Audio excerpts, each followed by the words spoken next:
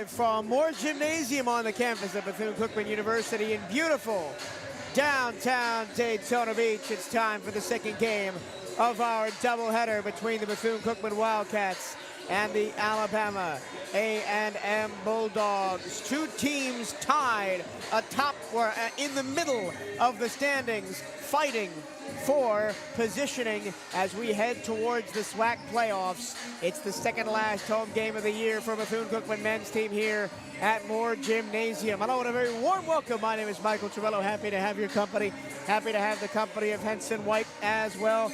Henson, this one should be good. Two teams with very differing styles of play, but identical records. Yeah, both teams come in, as you said, 7-6, and they need to win this game for seeding.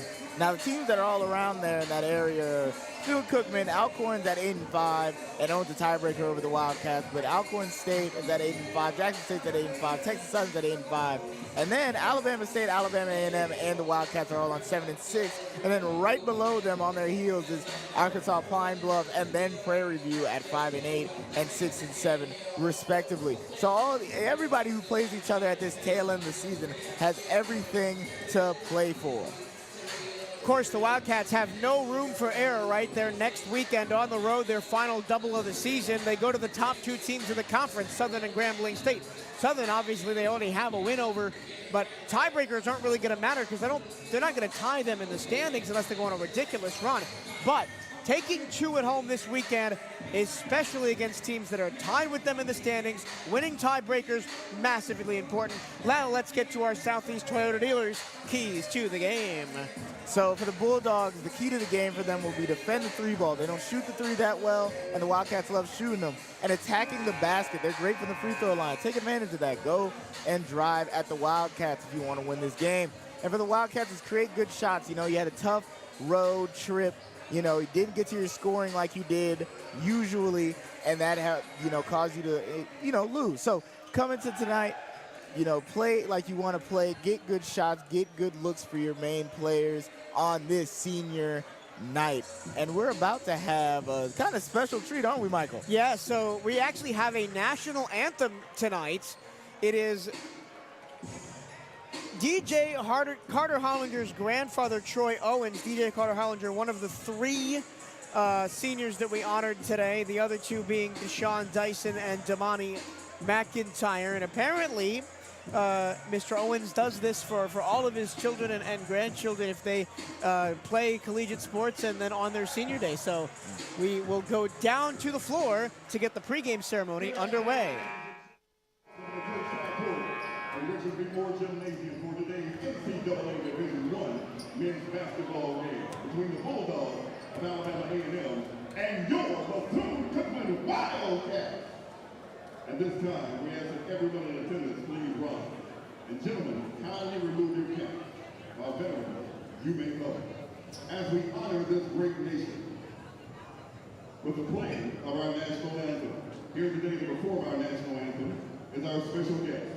We have the grandfather of men's basketball senior, Derek Carter Hollinger Jr., Mr. Troy Owens, to perform today's national anthem.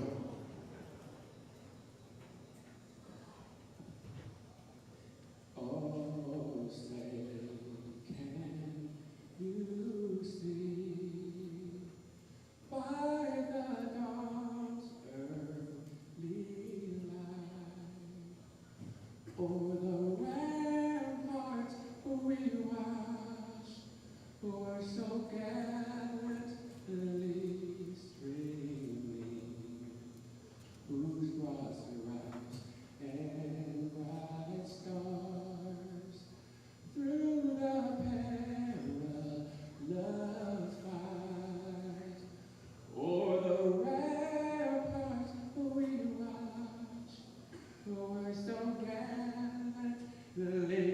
streaming, and the rockets ran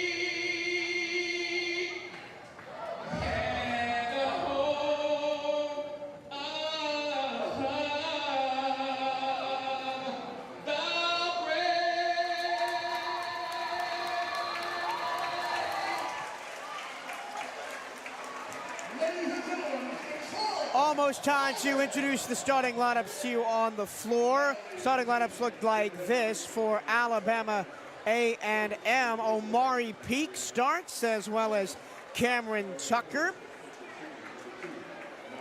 Lorenzo Downey is out there with Chad Moody, the freshman, and at center, it is the big man, 6'10", 275, E.J. Williams. For Bethune-Cookman, all of the seniors start. Derek Carter-Hollinger, Deshaun Dyson, and Damani McIntyre. Zion Harmon is out there with James Henderson. And it's typical as a senior day, all of your seniors, or as many of your seniors as possible, will start. Obviously, Damani used to coming off the bench, playing about 10 to 15 minutes a game. He'll probably settle into that role very quickly as, you know, Jacoby Hetty rotates in that two-guard spot. Yep. We're gonna, you know, hopefully Wildcats are gonna play really well. I think they do have a great chance to win this basketball game. Unfortunately for the Bulldogs, they seem to have an injury to one of their key players in Dalian Smith, and that's going to obviously affect them offensively. He was a key contributor for them. He was their leading points per game player, 14 points a game, and, you know, obviously not playing tonight. So it's going to be interesting to see how this Bulldogs offense is going to look without him. Yeah, they have actually not had Dylan Smith between the last time they played BCU and this time. He left the game with that injury in BCU, and of course it is a torn ACL. He is done for a while. Led the team in scoring, 14 points per game, and also in steals with 26. But they're going to have to do it without him tonight. And Omari Peak is their second leading scorer, 9.2 points per game. They've also got Cameron Tucker at 8.6. So their guards, even their guards, love to attack inside. They have the advantage in the front court. The Wildcats are a better shooting team from the outside overall. It's going to be an interesting clash of styles here this afternoon. Yeah, it's going to, and if you're a Bulldogs fan, you want them to make, you know, the Wildcats play like they want to play. Slow them down. Don't let them run and gun like they want to.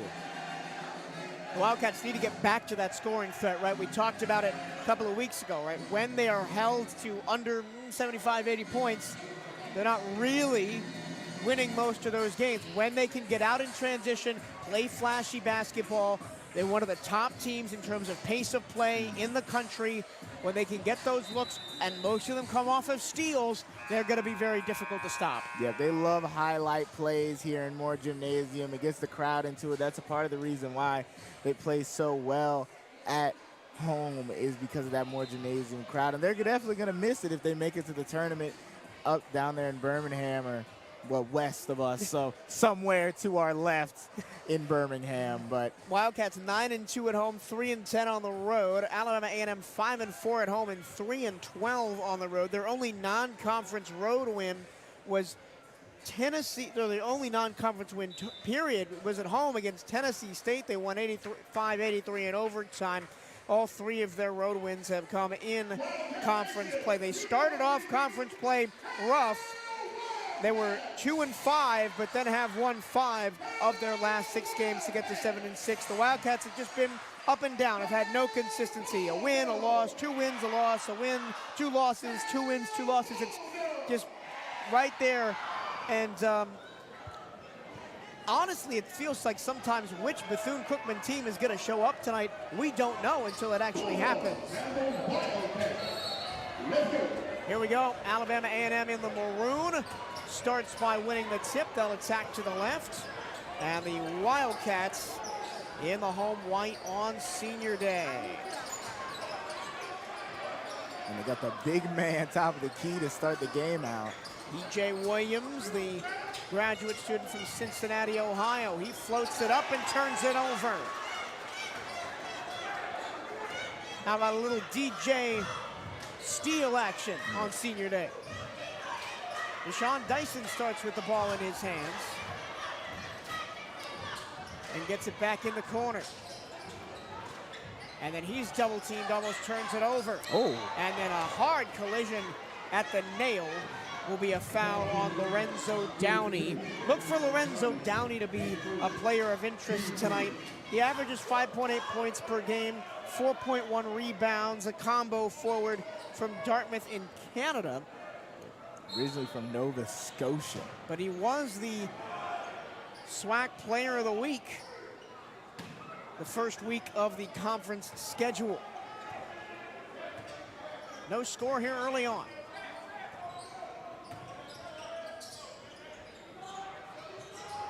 This is a bit of more of a forward-heavy lineup than we're used to seeing the Wildcats play with.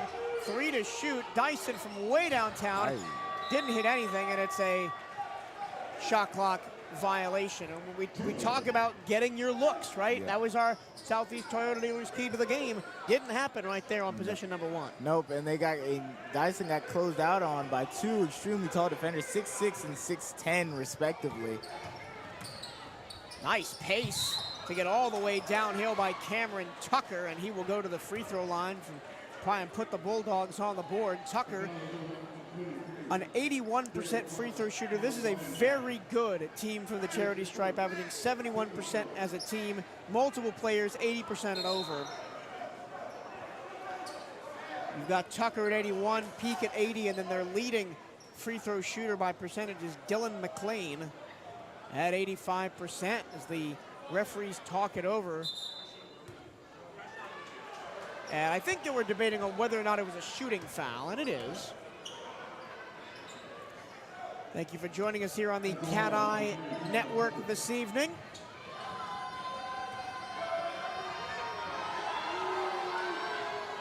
As the first one from Tucker is short. Tucker, a graduate student. This is an upperclassman loaded Alabama A&M team. Tucker originally from Birmingham, Alabama, and has played his entire collegiate career with the Bulldogs, and he misses both free throws. The ball goes out of bounds, but it's saved by James Henderson. Dyson off the stretch pass, has his shot rejected by Chad Moody. This Alabama A&M team has a very tall lineup in. Almost similar to the women's game, right, where they really stretched their height advantage, and there's a 3 from Lorenzo Downey to open up the scoring for the Bulldogs. Not a great three-point shooting team, just 28%. That's 10th in the SWAC. But they got the first one to fall there. And another turnover. They tried to get it to McIntyre in the corner. Skip pass. Attacking the closeout is Downey. Gets underneath, and he'll go to the free throw line again. And this starting 5, especially on the offensive end, Henson, looks a little bit discombobulated. It's not a starting 5 that usually plays together because they're incorporating the seniors into it. Yeah, usually Henderson and DJ don't share the floor. Now Dyson and obviously Harmon share the floor often, and usually McIntyre is with 1 or 2 of them, but it's a tad bit of a different lineup than we're used to seeing. Another missed free throw, that time by Omari Peak, the senior from Cincinnati, Ohio. Peak's had a bit of a winding road in his college career. Started at the D1 level with Delaware State in the MEAC. He gets his second one to go. Then dropped down to the community college level at Lawson State, and then back to Alabama A&M. It's a very soccer-like press that they're using here, taking advantage of the height that they have on both Harmon and Dyson, forcing them. And another turnover. That's going to be a backcourt violation. Wildcats have turned the ball over 4 times in the early going, and this is a team that usually is on the other end of that. Wildcats only turn the ball over 14 times a game and force 17. But right now, a disjointed start offensively for the Maroon and Gold.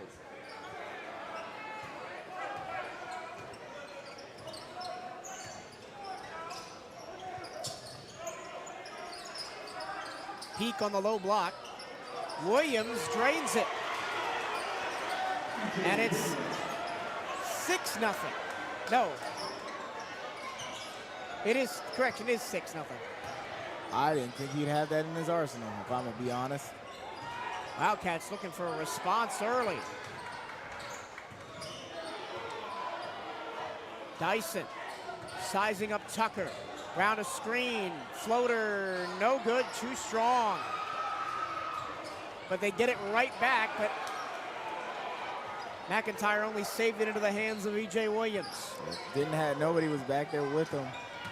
He couldn't get enough strength to get it past that defender. Corner three, misses everything. McIntyre the board. More Jim letting him hear it.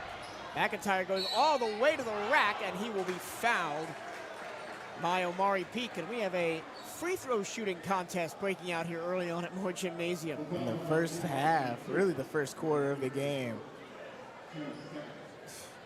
Usually it's the other way around where you see all these trips to the line, but nobody's really even subbed out either. Nope. Both starting five still on the floor through the opening 4 minutes.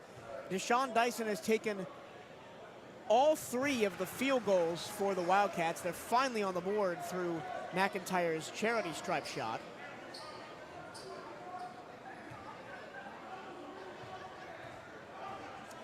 I'm surprised that Zion Harmon does not have a field goal attempt yet. But again, they've been aggressively doubling both the guards on the perimeter.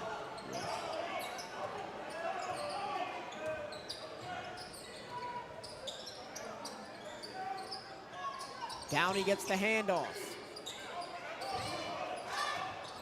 Peak tries to go around McIntyre. McIntyre falls over Peak and a crowd of bodies, and his shot gets blocked by DJ.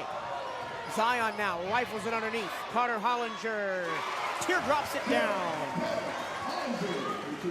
And he gets on the score sheet on his senior day. All of the seniors except for Dyson are on the board currently already. Williams, another long shot. Good. He's got it in his locker. Williams averages 5.3 points a game, and he shoots a lot, over 100 field goal attempts on the year. McIntyre, extra pass. Dyson, catch and shoot. Triple, too strong, and nobody's really down there for Bethune-Cookman to contest the rebound. Back-to-back games with shooters that have very odd shooting motions starting out hot. And kind of expect Williams to take that now, top of the key. Now he's on the low block against Henderson. And he wins the battle with the crowd screaming for a travel and not getting it.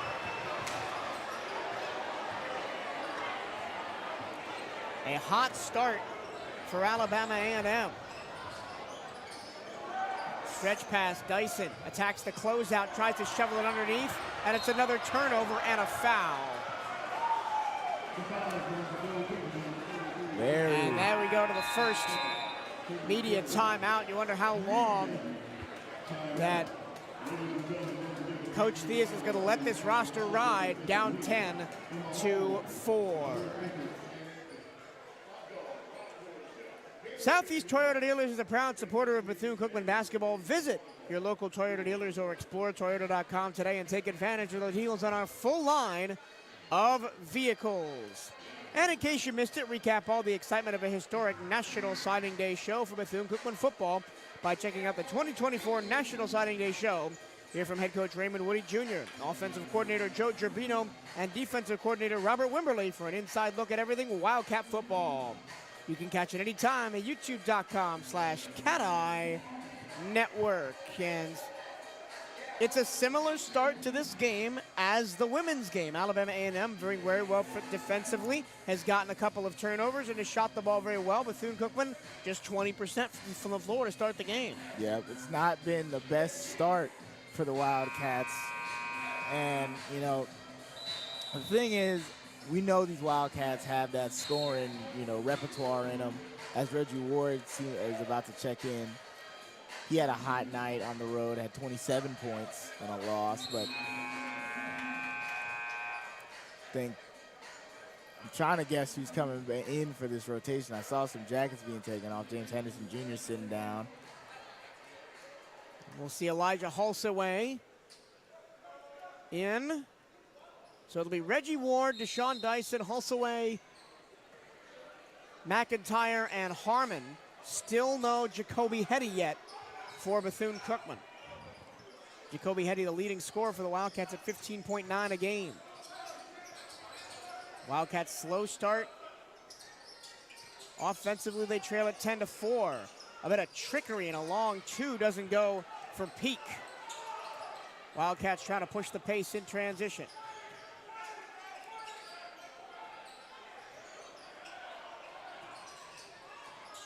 Now Dyson for three, good. And Deshaun off the mark. And that's all seniors on the board on senior night. Yep. Of course, Reggie Ward had a career-high 27 against Alcorn on the 17th during the last road trip. Fortunately, Wildcats fell in that one, 69-54. Harmon on the floor, saved it. Great job by Harmon. I was waiting for a late whistle, but somehow managed to keep it in. Harmon now underneath to the 7-footer, hulks away. And that's some nifty footwork by Elijah, who has struggled under the basket at times this season. Yeah, but the crowd let him know, showed him some love. They've been, critical somewhat of him, but Peak bounces and misses. Did a good job there. And hopefully, especially come turn, you're looking to get into the tournament and win in the tournament, and you're going to need all your players in tip-top shape. Up fake, Harmon dumps it down to Hulsaway, who's right there for the easy finish. And the Wildcats have taken the lead 11-10. On a 7-0 run is BCU. And all of a sudden, a slow start is erased. This is going to be a long, slow game, especially if Alabama A&M gets their way. All of their possessions taking most of the time off the shot clock. Underneath it goes. Osborne misses the shot, and then out of bounds following his miss was Osborne, and the Wildcats take it away. And now we'll see Jacoby Hetty checking in for Damani McIntyre. There's 7 hard minutes for McIntyre, which is most of what he gets in a game, and I'm sure he will be back. So our stat program just a little bit behind. Hulsaway now up to 4 to lead Bethune-Cookman in scoring with those 2 quick buckets. Let's see what they run here. Hetty outside, Elijah down low. Backing down his defender. And he got a shot rejected by William Tavares. Yeah, but now they're taking it back across. This is Caleb Blackwell. Mostly the second unit for the Bulldogs on the floor. Jalen Randall now skips through, Euros, bucket and a foul. No shot, no bucket, but it is a foul on the floor, and they'll get Harmon for a reach.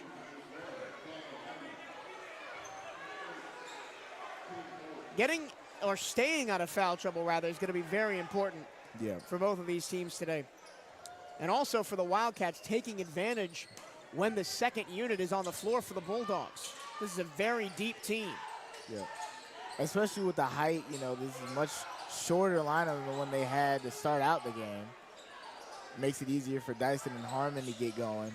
Caleb Blackwell around the Tavares screen into the corner. Here's Osborne. Now Eric Lee. Randall, a teardropper to give the Bulldogs back the lead. Lots of nice ball movement on that possession for Alabama A&M. They brought that weave action inside the three-point arc. Harmon, round a screen, takes a three, too strong. It came right to Deshaun Dyson, who puts it back up, off the window, no good, and it's a rebound for Hulsaway. Now Hetty to Ward in the corner. Reggie takes the triple, misses it short, and the Wildcats get 3 looks on that possession and come away empty. 3 decent ones. No one really on this second unit wants to take a 3 for Alabama A&M.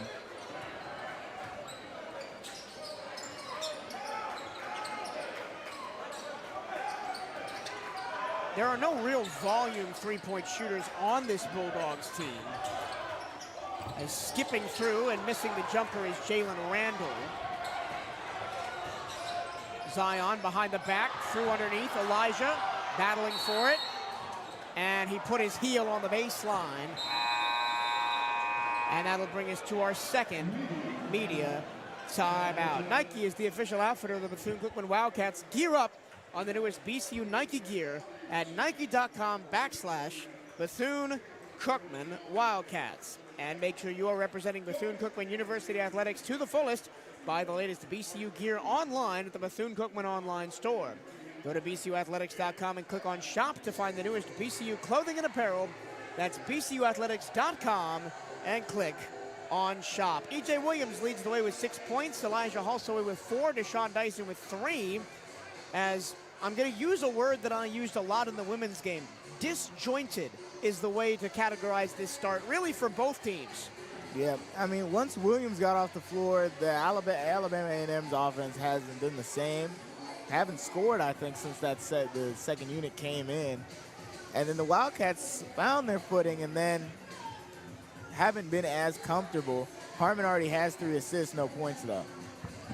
But a tough start shooting-wise for Deshaun Dyson. 1 for 5 currently, 1 for 3 for the from beyond the arc. Is taking his shots and isn't, seems to be hampered by anything mental where it's like, oh, I got to make sure I'm making these and stuff like that. But he's done a good job so far to get good shots and good looks, however. Rebound 7-6 in favor of Bethune-Cookman. Reggie Ward has 2. Nobody has more than 1 in that regard for Alabama A&M. Wildcats already have 3 steals, but 4 points off turnover. So like we talked about in the women's game, we got to convert those extra offensive possessions, and especially when we get offensive rebounds like we had. If we had 3 chances on that last offensive possession, the Wildcats didn't come away with anything. Now Bethune-Cookman tries a little bit of a full court press, and we'll just back off and allow Caleb Blackwell into the front court.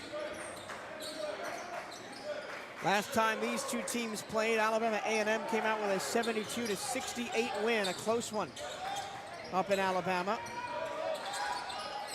On the baseline, traveling is Jalen Randall, and the Wildcats take over. Great defense there.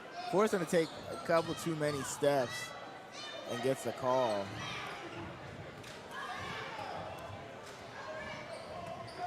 And the big question, of course, is which Wildcats team will show up. And right now, we just still don't know. Into the corner for Seneca Willoughby, who's just checked in. His 3 goes off the side of the backboard. Bulldogs in transition. Nice dribble from Blackwell to go behind the back, and they find the wide open Osborne underneath, and he'll go to the line. Really nice passing by the Bulldogs. Both units that have been on the floor so far have ripped that ball around. Yeah, they did a good job there getting into the open man. And Seneca Willoughby did a good job not giving up the free dunk. I mean, he's got to earn these at the line. This is Darius Osborne, the junior out of Louisville, Kentucky. Started at Wabash Valley College at the junior college level. Averaged 3.5 points and 2.7 rebounds. Did attend Alabama A&M last year, but only played in 1 game. Of course, the Bulldogs without the services of their top scorer, Dylan Smith, who scores 14 points a game, but has been out since the last time these two teams played early in February with a torn ACL. Reggie Ward gets the board after the missed second free throw. 2-point lead for the Bulldogs. The Wildcats are scoreless over the last 3 minutes.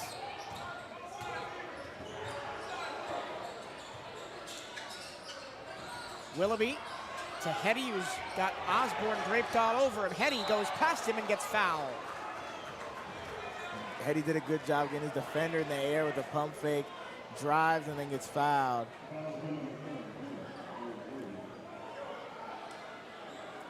And that'll send Jacoby Hetty to the line looking for his first point of the game. Hetty, in the last couple of weeks, has taken over the scoring lead on this team, 15.9 points per game, just ahead of Zion Harmon's 15 and Deshaun Dyson's 13.5.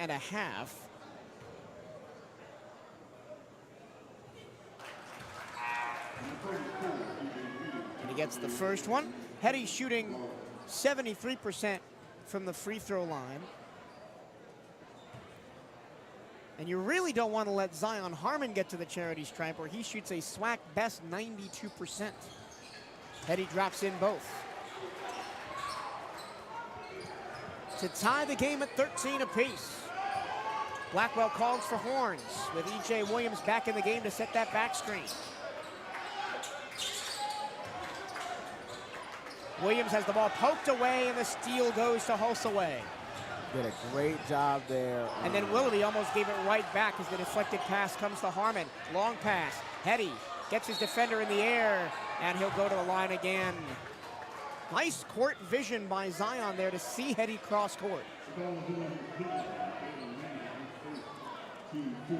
Isn't going to get the assist credited, but did a great job to find the open man. And when Zion Harmon was out for 5 or 6 games in the middle of the season with a hand injury, I think that's really what the Wildcats missed. Like Deshaun Dyson, Jacoby Hetty, and even Reggie Ward to an extent picked up the scoring, but they did miss the ball movement, the court vision, then the assists that Zion brings to the table. Yeah, the playmaking was lacking when he was out, and now that he's back, you've seen you know, the key kind of be unlocked for the Wildcats offensively. Harmon closing in on 100 assists on the year, had 90 coming in today. And he's already picked up 3 in the early going. Now he's on defense, forces the pass out to Williams. Eric Lee. And Jacoby Hetty got the poke away. He gets the shovel from Willoughby. He controls through contact and has his shot batted away into the cheerleaders by Lorenzo Downey. Check that, Eric Lee got back and got the block. Wow. Very good defensive play. Almost like a very good play on both ends, because Hetty almost didn't have control of that. Manages to get it up and then just gets it volleyball spiked away from the basket. Harmon in the corner, careful not to step on the out-of-bounds line. Doesn't take the down screen from Hulsey, goes up and under, and then it's tapped out of bounds by Elijah. And now Cameron Tucker comes back in. Tucker doesn't have a point so far, but he does lead this team. An assist and 2 steals. He leads the team in assists on the season with 70 now. He's the primary ball handler when he is on the floor. As I think DJ Carter-Hollinger is set to check back in as Zion Harmon comes out. Williams trying to bully his way past Hulsaway, takes a fadeaway, back iron, no, and then it's out of bounds. It'll stay. It'll stay with the Bulldogs. The ref on the baseline and the ref on the near side didn't know, and then the ref on the far side said it was last touched by Willoughby. Which, from up here, I believe him. And we got a good look at that baseline right in front of our broadcast position as Reggie Ward comes out, replaced by Carter-Hollinger. Other baseline, not so much. Jumping and missing is Eric Lee. Offensive rebound for Tucker. And then a jump shot 3, no. Alabama A&M has gone a little bit cold from the floor, and that's allowed the Wildcats to take this lead. Hetty, jab step, deep 3, swish-a-rooney! Tough deep 3. Get in the space, jab with that little jab step. You can tell he's been in the practice room against Zion Harmon, because that is Harmon's go-to move. Cats lead up to 5. To the baseline, here's Eric Lee, and the ball goes out of bounds, and the Wildcats get another turnover, letting in to another media timeout. Stay up to date with everything Bethune-Cookman Athletics by checking out the Wildcats on social media. Give BCU Athletics a like on Facebook, and follow the Wildcats on Twitter and Instagram at BCU_athletics. For the latest on BCU basketball, follow at BCU Hoops on Twitter and Instagram. And you only got one more chance to catch the Wildcats live at Moore Gymnasium this season. That is Monday night against Alabama State. Catch basketball live at Moore Gymnasium starting at just $15. Get your tickets today at the BCU box office or online at Ticketmaster. And the Wildcats have once again done it with defense in the last couple of minutes, Ensign. Yeah, they've done a good job of creating turnovers. 6 turnovers for Alabama A&M. Getting, driving, playing hard on the boards as well. Hulsaway has done a great job of doing that as well. And Jacoby Hetty, he's only played 5 minutes. He's got 7 points, including that deep three. He's been the catalyst off the bench. He's helped a lot, and results elsewhere at the Alabama State are kind of blowing out FAMU at the moment, 26-12 with 6:55 remaining. But don't worry about that. We got Wildcats basketball right in front of your face. So you're hoping that Hetty could keep up that, hot streak he's got starting right now. Other SWAC games around the conference today. Jackson and Alcorn, Alabama State and Florida A&M, Grambling State and Southern. That is a matchup for #1. The winner of that game is the #1 seed right now because they're both 10-3 going into the game one that we will be watching with intent. Fortunately, that doesn't start till 5:30 Eastern time. Also at 6:30 Eastern, Prairie View and Arkansas Pine Bluff, and then at 7 Eastern, Texas Southern and Mississippi Valley State. Wildcats back on the ball after the media timeout and the turnover. Deshaun Dyson got credited with that last steal. And it's Seneca Willoughby. ISO play against his opposite number, Cameron Tucker. Now Hetty goes right, up fakes and gets a foul and kind of dramatically crashes to the ground on the baseline. Both teams at 5 fouls, 2 more before the single bonus.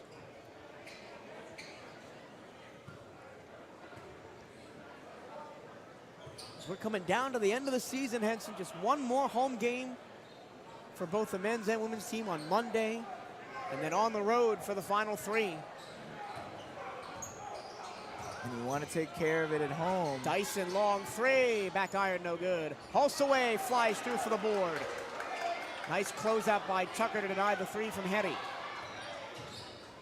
Hetty goes left, switches hands, and a over-the-back call against Hulsaway will give the ball back to the Bulldogs. And the referees will debate in front of Alabama A&M head coach Otis Hewley Jr., who has one of the best stories in basketball of any coach in the SWAC, men's or women's. He's coached all over the world. Chinese Taipei, Nigeria. The foul went against 34. So they're saying the foul's on E.J. Williams. Now that's interesting. So that would be 2 shots for the Wild. So I guess they're saying that there's a foul on the drive and shot by Jacoby Hetty and not the rebound by Hulsaway. That is certainly a call. I'm sure the Wildcats will take it because it puts Hetty at the line.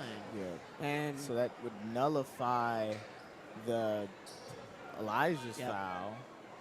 Very confusing little transition of play. But as I was saying about Otis Hewley Jr., he's been all over the world. Nigeria, Spain, Chinese Taipei, has led national teams, led the Nigerian women's national team to 2 straight Olympic appearances, as E.J. Williams is going to get to the line as he went to war with Elijah Hulsaway.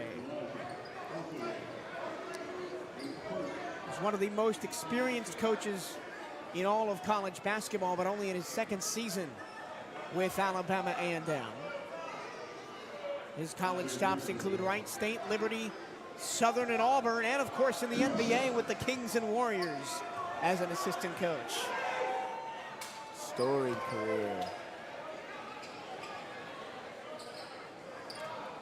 This is an Alabama A&M team that is looking to restore the glory a little bit. We're a SWAC powerhouse in the 2000s. Last year, got to the semifinals and lost to the eventual champion Texas Southern Tigers.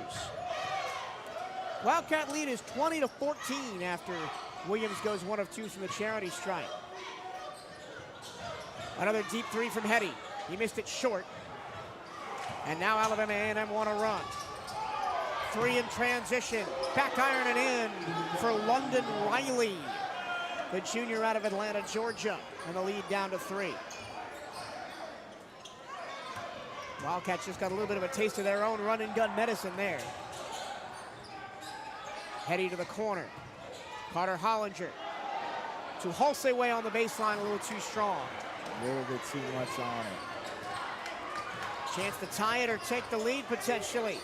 But that time, Peak got stuffed at the point of attack by Jacoby Hetty. Hetty dribbled it off of his foot, and it's Bulldogs ball. And Coach Theus all the way on the court to admonish his players. He has a very demonstrative personality, does Coach Theus, especially when dealing with in-game situations. Very hands-on approach when he is coaching. Here's Chad Moody, the freshman. Over to Downey. Moody takes the dribble and hands back to Tucker. Tucker, long three. Oh, he got it. And ties the game at 20. Tucker only his 5th three-pointer of the season, and that was from a long way away. They again trap Zion in the corner. He has to get it away, and it goes around the circle to Dyson. Dyson, big screen from Hulseway. Back to Elijah, blocked. Flying through is Chad Moody, and he gets his 2nd block of the game.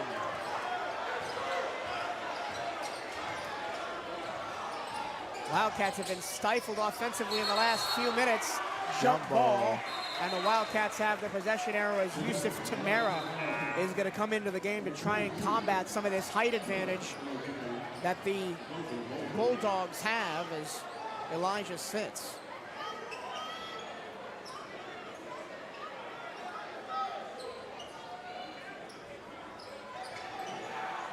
Wildcats a scoring drought, one of their last 12 from the floor. They had opened up a decent lead, but now it's been pegged all the way back. 7-0 run for Alabama. Oh, look out, Zion splits the double team, bucket and the foul! Numero uno, down the lane for 2. Great job, great finish there. Now he's gonna look to expand that lead back up a little bit here at the line. And then when they get that pick and roll down to the top of the key with Zion and a big, it's very hard to stop because the Wildcats can go very many ways with that. They can go for the pick and pop for 3. They can go to the roll where the ball handler continues. They can go to the roll variation where the screener flashes down. They've gotten a lot of easy dunks off of pick and rolls as well. Tucker backs down to Tamara. Now Williams into the paint for a huge mismatch, but he missed the layup, and Tamara claws away the rebound. Tucker's still all over him. Sorry, Williams, excuse me, still all over him. Zion stutter steps once, and then he lost the handle, and it'll stay with the Wildcats off the leg of Chad Moody as we head to the under 4 media. It's a battle here at Moore, 23-20. Bethune-Cookman leads. Peaceview Baseball is back this Friday, and it's time to pack the jack. Come out and support the Wildcats. They look to build off a SWAC title run last season. The first pitch of this weekend is Friday at 7 p.m. against the Northwestern Wildcats.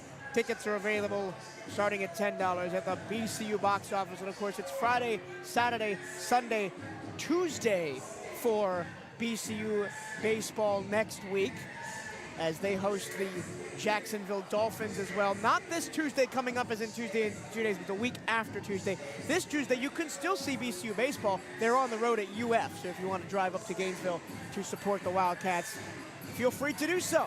But both offenses have left the building here lately, Henson, as it's 23-20. Yeah, both teams shooting. It's less of the shooting percentage for Alabama A&M. They're shooting a respectable 43% from the field and 50% from beyond the arc, but it's been more so the turnovers and the lapses for them, and due to how long their possessions are, if they, turn the ball over late in one, all of a sudden, the Wildcats get an extra opportunity or two. Now, the main reason Wildcats are up right now is because of the free throw line. They're 8 of 8, a perfect 100% from the line at the moment. 2 for 9 from beyond the arc and 5 for 22 as a whole in the field. So again, this is very similar to the women's game. Field goals, not there. Free throw line, pretty good. And the defense is keeping them in the game, especially they're doing a great job on Williams when he's down in the paint getting contests on those layups. Yep, Dyson did a great job somehow. Giving up a couple inches and almost probably 100 pounds on Williams. Still did a good job of stopping that shot. Harmon, double team, gives up the dribble. Dyson has to back up. Now he gets the screen from Tamara. He's got Williams switched on to him. He takes a deep three, hits a deep three over the top of the 6'11" Williams. Cats back up 6.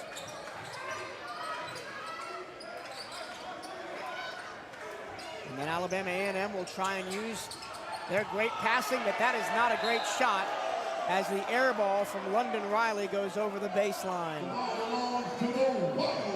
And Riley will hear that one from the VCU faithful here at Moore.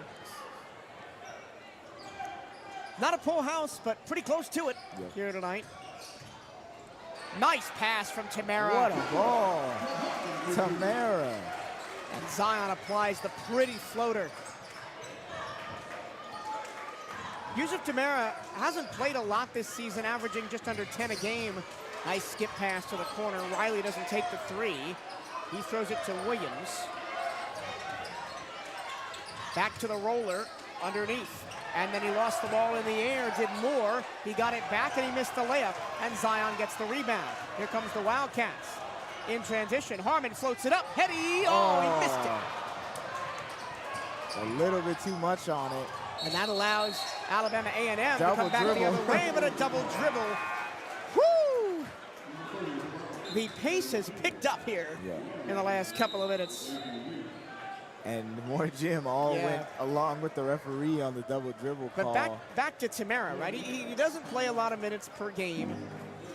And he's mostly in there as a defensive anchor at the center position to back up Hulsey and maybe sometimes DJ when he's flexed to the 5. But that maybe was the play of the season for the sophomore out of France right there. The no-look backdoor pass to Harmon. No-look backdoor bounce pass to Harmon, which is, and he's a smaller guy, so you have a smaller pocket of where you can fit that ball for him to be able to put it up for that floater. An excellent play. But 28-20, almost could have been a 10-point lead heading to this timeout, but Jacoby, the alley was a little bit too far over to the right for Hetty to really do anything with. That's one of the issues with going for those kind of alley-oops and highlight plays. Sometimes you put the ball a little bit too far somewhere, now you don't get anything out of it. But trust me, they will try it again. Yeah. This team loves a highlight play, and more Jim loves a highlight play, especially a transition alley-oop slam. Wildcats with the ball out of the timeout. And DJ Carter-Hollinger back on the floor. That's a tough screen set by DJ to get the ball to Zion. Tucker really hounding him outside the three-point arc. And then Zion almost lost the ball. Tamara dribbling. And it's an offensive foul. He was either going to travel, offensive foul, or turn the ball over anyway. And he's going to get an earful from Coach Theus.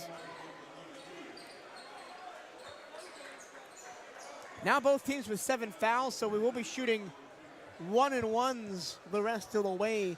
The last 2:12 of the first half. Wildcats on an 8-0 run and have not allowed an AAMU point in the last 3 minutes. Coach Theus is probably telling them that's not your game. You don't got, you're not supposed to be dribbling that much. Looked like Zion and Tamara got the wires crossed a little bit on that last possession. Tucker around the screen set by Tavares. Tries to skip it to the corner. And then wide open underneath is William Tavares for the easy put down. And that's what happens when you crash too hard. Huh? And not a 5-second violation. That's the problem with us not being courtside. We can't really hear a lot of the conversation between referees. It was a substitution as Dylan McLean comes into the game for the first time. He's their leader in free throw percentage for the Bulldogs at 85.7%. Hetty with a head of steam. Forced to the corner, jump pass, Zion, oh boy! Where did he even come from to get that pass? Zion's been on the receiving end of a couple of dimes in this first half. Lead back to 8. Tucker turns it over to DJ Carter-Hollinger, trying to get it back to Tavares. DJ all the way to the cup, missed it, but he will be fouled as he crashes to the ground on the baseline. And Tamara was right there for the board as well. That's exactly what you want to see out of your center. Yeah, you could tell Tamara was eyeing that up like, oh, I'm going to throw this down on the putback, but the whistle was before that.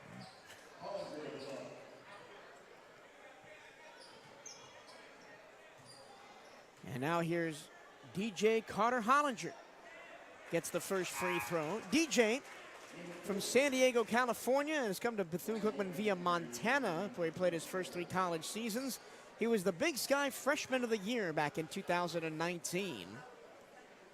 2019 sounds like forever ago. It is pre-COVID, so it's technically a different age to the people that lived through it. Wildcats have stretched the lead to 10, largest lead of the game. And again, the Wildcats aggressive above the 3-point arc, and we're going to get a reach-in foul on Zion. That's his second personal foul, so we got to be careful about that. Zion's got 2, Henderson has 2, which is why he hasn't been in the game all that much. The only player for Alabama A&M that has 2 fouls is Randall, and he's only played 5 minutes.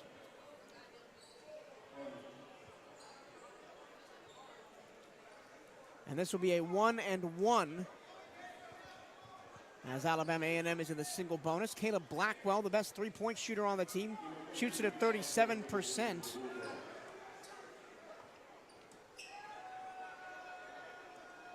He's at the line. Blackwell from Buford, Georgia.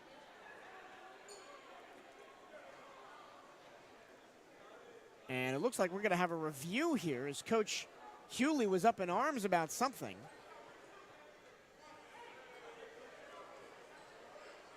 Not sure what. I think we're reshooting that first shot because the point didn't go up on the board. Nope. Yeah. 33-23. 55 seconds to go first half. Seneca Willoughby in for the Wildcats. Tries to create space with Downey. Tamara outside to the rolling Dyson. That'll be a long 2. It's no good. Kick to the corner. Blackwell on the run. Zip pass. And then it's turned over by McLean. Wildcats want another chance to finish the half strong. And Coach Thea tells them to slow down. 18 seconds left. 3-second difference shot clock to game clock. They'll probably hold to get 1 shot off here. 8 seconds left to shoot. Willoughby still all the way out by the half-court stripe. Now he goes left, 4 to shoot. Steps into a 3, and it was partially blocked. And I think Coach Hewley wants a timeout to draw up something for the last 2 seconds. And Coach Theus is telling Willoughby that, you had more time. You didn't have to put that shot up. He did, and he stayed all the way out by the half-court line until about 3 seconds left to go on the shot clock. And Willoughby is getting an earful from Coach Theus. He said you had to check the shot clock. We could hear that all the way up here. Wildcats close the home schedule on Monday with a doubleheader against Alabama State. The Hornets come into Moore Gymnasium. Women's game at 4:30, men's game after that. And then we'll be done. Not really, but mostly done. We'll be done here at Moore Gymnasium. Wildcat Radio will go on the road to Florida A&M to close the season. Then, of course, if and when either or both teams make the conference tournament, we'll be there as well. Of course, with the women's team falling to Alabama A&M this afternoon, that is in jeopardy. The women's team's going to have to pull off a couple of key wins in the last 4 games of the season. Yep. Right now it's 32-24. They did eventually correct the scoreboard. And Alabama A&M is going to have the ball with 3 seconds left. Down 8.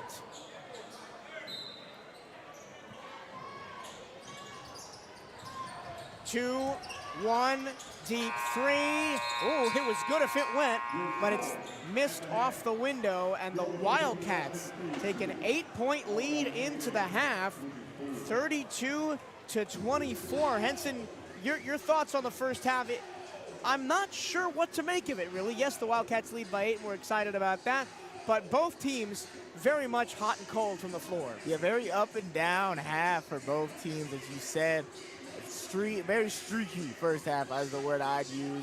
A lot of runs for both teams. We had a 7-0 run for the Wildcats and a 7-0 run for the Bulldogs to bring the game back tied, and then another run right now at that end of the half as a 10-2 run for the Wildcats, which is why they lead 32-24 at the end here. And it's important to note that the shooting percentages for both teams are kind of close to each other, 33% for the Wildcats, 40% for the Bulldogs. But the main difference is that while the Bulldogs are 3 for 7 from the line, the Wildcats are 9 of 9 from the line.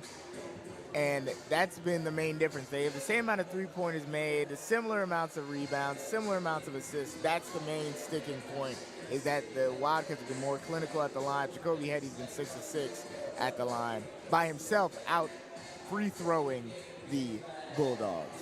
What do you think the Wildcats need to do to get that scoring efficiency up in the second half? Because you can't rely on the free throw line too much. You're going to have to put balls in the bucket at some point. Yeah, they're going to have to work on, just getting back to their offense, taking more time on those possessions. The driving is working, and they're definitely going to be more intent on that. Take advantage of Zion Harmon's off-ball movement as they have been doing.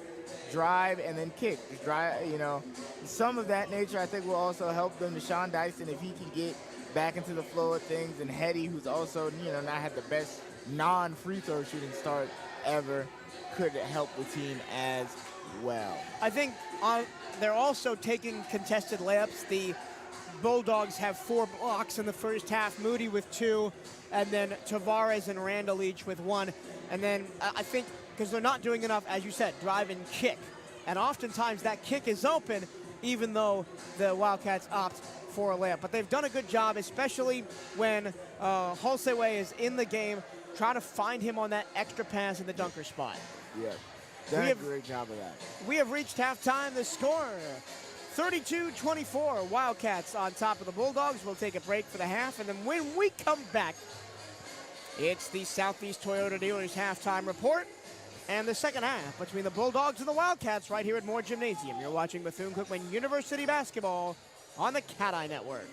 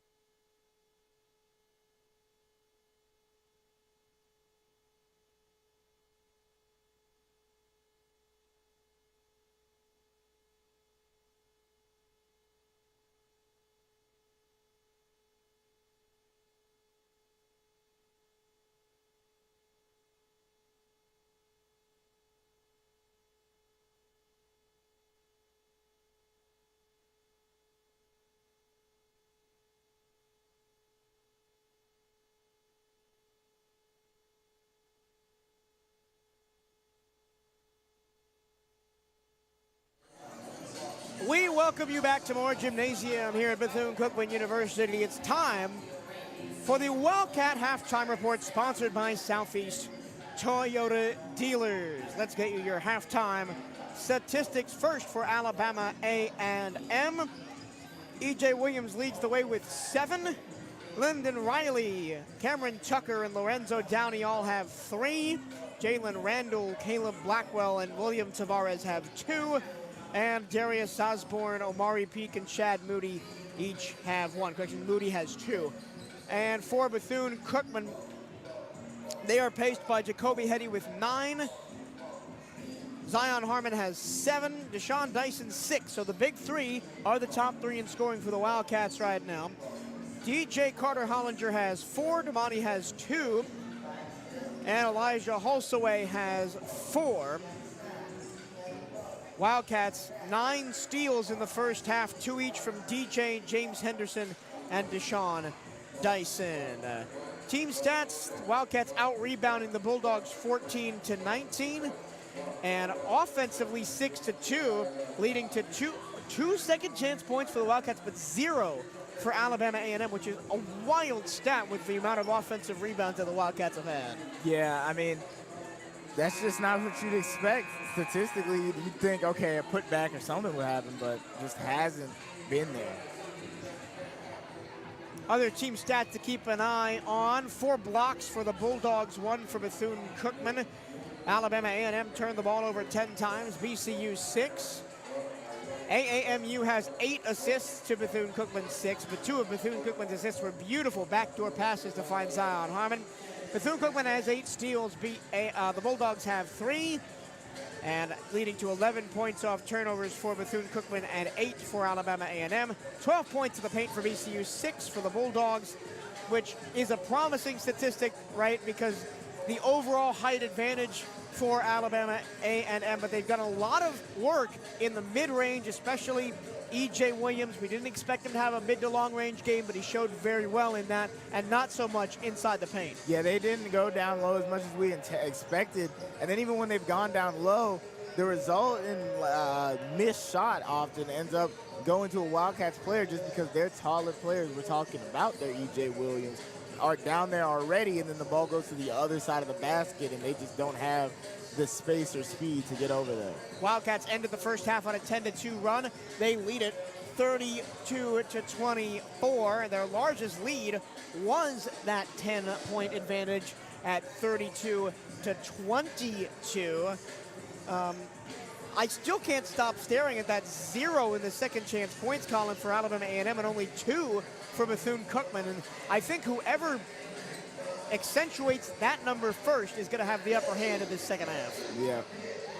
It's going to be a game of, taking advantage of the opportunities that you're given, especially when both teams aren't shooting crazy well.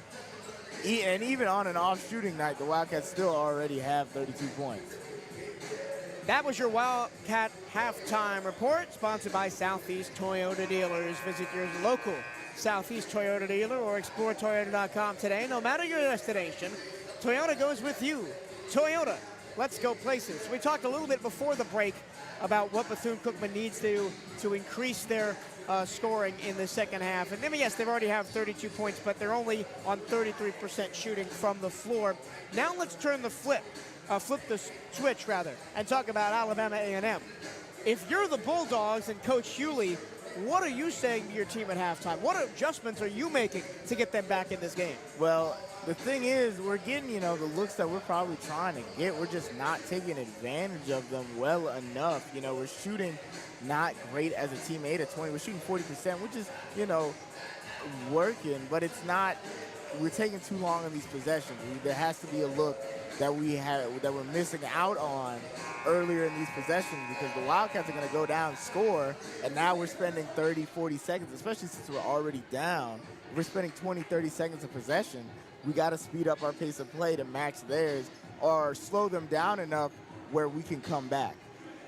I think the Bulldogs will have to go quicker, right? And that's kind of what you said, right? They're going to have to take less time on these possessions, especially if the Wildcats come out hot here to start the second half. Remember, the Wildcats were cold as stone at the first 5 minutes, and they were down 6-0 before they eventually entered the ball game offensively. So if they start cold like that again, look out, this one could get interesting pretty quickly. 20 more minutes on the clock. What twists and turns does the second half have for us today?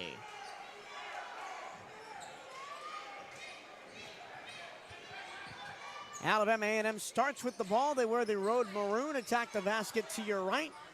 Wildcats in the whites. Cameron Tucker switches hands. Williams gets the tip in. And immediately the Bulldogs off the mark in half number 2. And the second chance points number. Exactly, their first second chance points of the ball game. Good shout on that one. Pulse away on the baseline against DJ Williams. The old hook shot. And there's going to be a foul on Alabama A&M, an illegal box out as Reggie Ward was trying to get that rebound. Yeah. Bit of a forearm shove. We'll see who they call it on. I think it was Peak. Yes, it was on Omari Peak. So the Wildcats will get a second chance at this possession.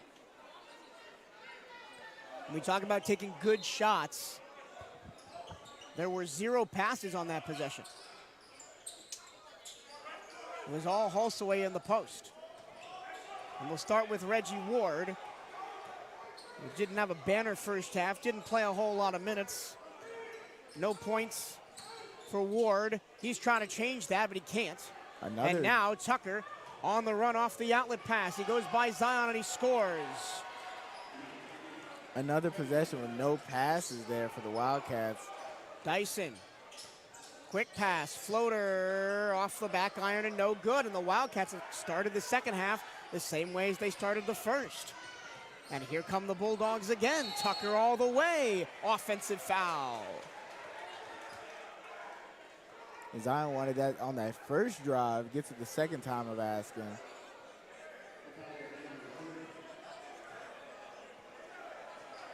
Not a lot of fouls cumulatively for Alabama A&M. Peak has 2 and Randall has 2. Nobody else more than 1. Wildcat lead has been trimmed to 32-28. Hetty almost lost the handle. Dyson doesn't take the 3. He dances, he drives, he kicks to Hulsaway, who goes through, and he gets his own miss on the putback. And that's how you do it. If you're gonna miss, get your board, especially when you're that tall. Take advantage of, that height, and you get good positioning like he did there. And then the Wildcats force Peak to turn the ball over. Long pass, Hetty in the corner, matched up with Osborne. Slow developing play here for the Wildcats. It'll just be Hetty ISO. Front rim, no. Coach Fee is imploring his players to get back on defense. Peak almost turns that ball over again off an awkward pass. Osborne spins, floats it up too strong. No look pass to Ward. Oh. He tried to dump it to Hulsaway, and it came off of Peak's foot, and the Wildcats will have a baseline in.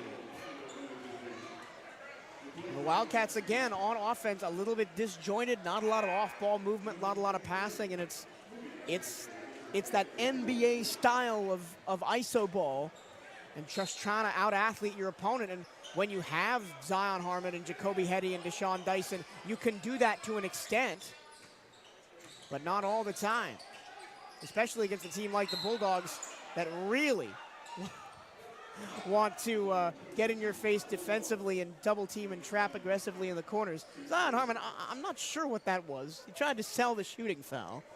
It was just a reach in. Can't hate for lack of trying, though. Hulsaway ball on the floor. Zion off the pick and roll, no chance for Hulsaway. He bullies his defender and scores. He was on the much shorter Jalen Randall. That 7-footer against 6'5". Randall goes right back at him, misses, offensive rebound and a foul. Just stuck his arm out trying to get the board and left it there, gets the foul called against him.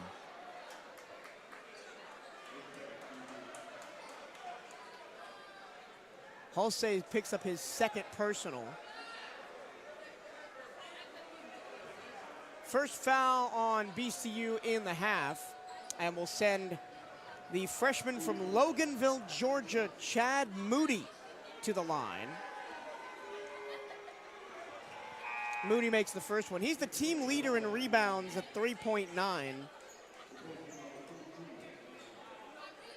And had a run with Grayson High School where they went to the Georgia State playoffs all 4 years. Got to the Final Four his senior year and lost in the finals as a freshman. He's had a stellar freshman season, including a 21-point outing against Prairie View A&M. Misses that second one. Wildcats maintain the 36-29 advantage. Haven't seen Zion Harmon on the ball much in this second half, but he is matched up one-on-one with Tucker, and he's going to get the reach in. And if Zion Harmon can just niggle a little bit and make a nuisance of himself and get those reach-in fouls and get those illegal screens called on defense and make a nuisance of himself, he is so valuable to a team, especially down the stretch. Yeah, but all of a sudden you're looking at every player on the almost every player on the court for the. Well, they're going to get an illegal screen there, and it's going to go against Hulsey, and that's his third foul. He protests his innocence, but I would expect to see either DJ or James Henderson in shortly to play the 5.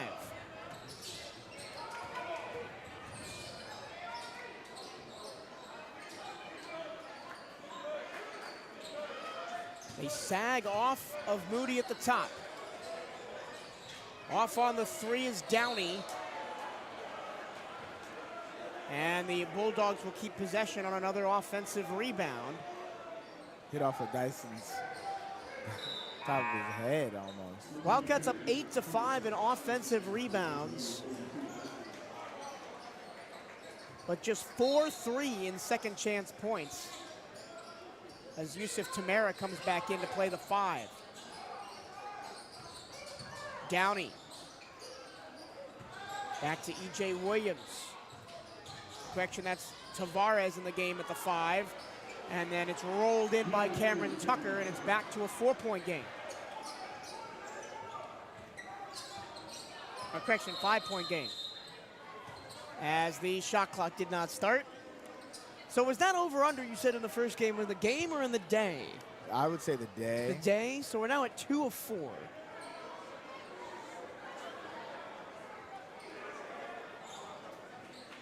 Hot start to the second half for Alabama A&M, as they've hit 3 of their last 4 to open the second half.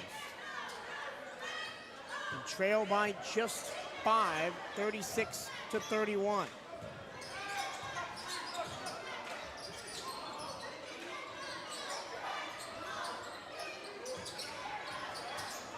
Oh, look out, Zion in a straight jacket, and it's gonna be a jump ball. Possession favors the Wildcats.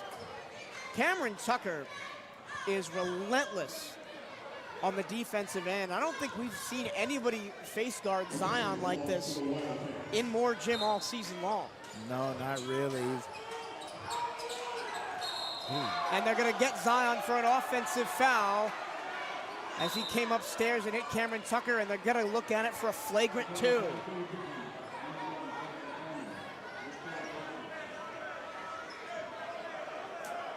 That's gonna be the 3rd foul on Zion regardless.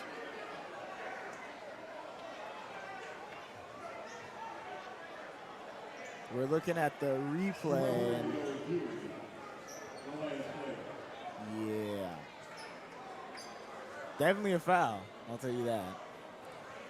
But I'm not sure it's a flagrant, but he did get him upstairs as they were flailing around. I mean, I think it's 6 in one half and another than the other, but that would be a tough call for the Wildcats, who, again, they had an 8-point lead, and it's just been steadily chipped away at the start of the second half by Alabama A&M, and it's this offensive sequence that the Wildcats get stuck in sometimes, where They can't get a basket, so they take a tough shot, and they take a tough shot, and they take a tough shot.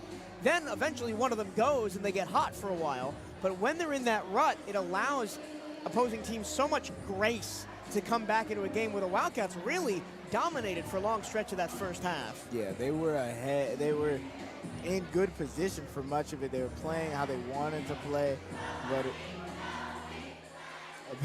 as more Jim sings along, it can't really play it on the stream. So, but it just doesn't work in the Wildcats' favor when teams get, can take advantage of that lull they sometimes have.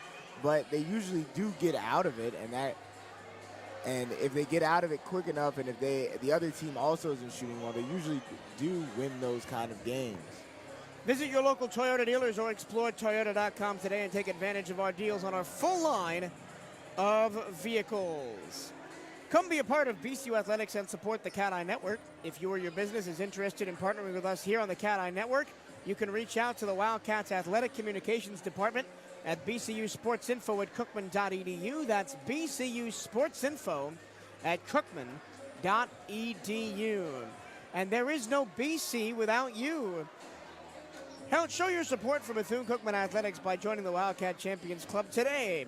Help us build a championship culture at Bethune-Cookman. You can donate or join at cookman.scalefunder.com.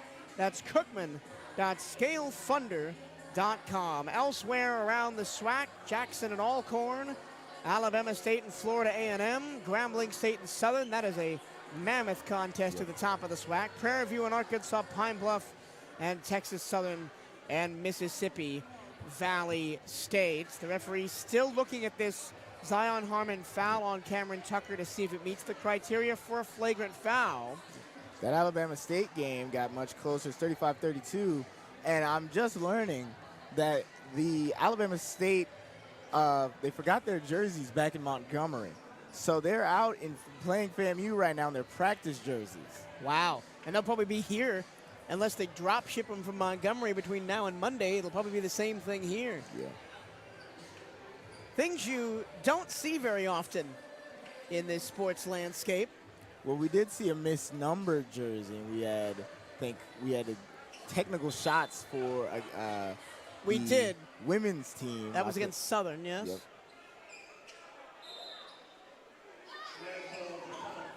Common foul against Zion Harmon, so no technical, no flagrant, but still free momentum for Alabama A&M for a Wildcats team that has not put together a lot, only scored 4 points in the second half so far to the 7 for the Bulldogs. And a lot of it has come from this man, Cameron Tucker. Tucker up to 7 points. He's got 4 in the second half. He takes a three. He makes a three. He's up to 10 points, and it's a 2-point game.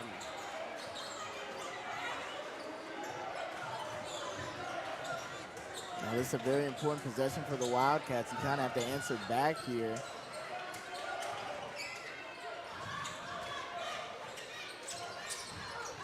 Stolen away by Randall. And then Randall fell over and a late whistle. And Coach Theus is incensed.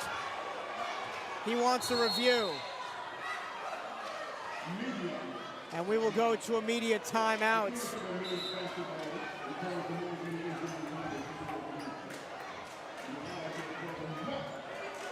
Nike is the official outfitter of the Bethune-Cookman Wildcats. Gear up on the newest BCU gun Nike gear at nike.com/Bethune-Cookman Wildcats. Make sure you are representing Bethune-Cookman Athletics to the fullest. Buy the latest BCU gear online at the Bethune-Cookman online store.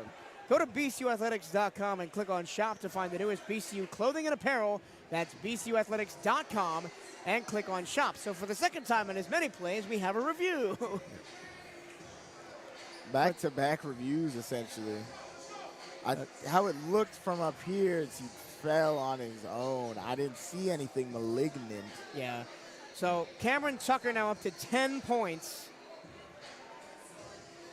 6 in the second half. It's a 6-0 run for Alabama A&M, and they're going to have the ball to take the lead or tie Wildcats just 2 of 7 from the floor in the second half. Alabama A&M 4 of 8. Wildcats haven't taken a 3. And it's very similar again to the start of the first half. They come out of the locker room or they come out of pregame warm-up slow, and it gives teams a grace period to try and catch back up. And it certainly isn't helping with all these media timeouts as well. Not media timeouts, rather the reviews. And it just takes all the air out of this building. The Wildcats like to run fast and feed off the energy of Moore Gymnasium, but there's not a lot of energy in it right now, even though we're mostly at capacity here on a Saturday afternoon. I think nothing was found to be anything more than, I think they didn't even call the foul there. Yeah, they did call it on Hetty. That's his first, so it'll be Alabama A&M ball down 2. It's only been less than 5 minutes of this second half. It's felt like we've been here forever. And Cameron Tucker is starting to take over. This is Randall against his opposite number. He goes to the rack and scores in the chest of Jacoby Hetty, and we are tied. 8-0 run for the Bulldogs.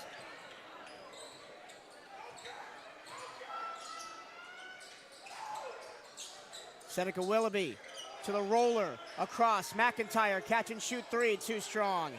Tamara's had some really good passes when he's been on the court. Tucker. Now Randall, who had the last bucket. Tavares surveys, and Amani McIntyre almost blew up the screen, blew up the handoff. They're saying deflection. It'll stay with Alabama A&M.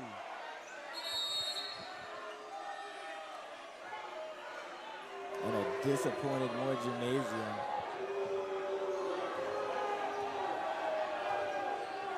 .13 on the shot clock for the Bulldogs to work with.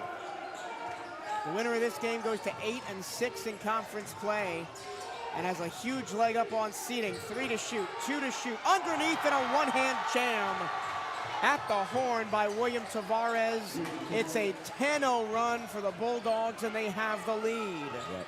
I think McIntyre got his, had his feet crossed or something of that manner.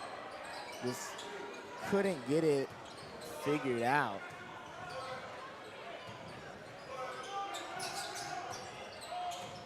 Hetty way beyond the three-point arc. Into the corner, Reggie Ward goes baseline, throws it off of Tavares and out of play. Zion Harmon comes back in. He was out for just a little bit. Wildcats scoreless over the last 3 minutes and has allowed Alabama A&M to come back and take the lead off of a 10-0 run.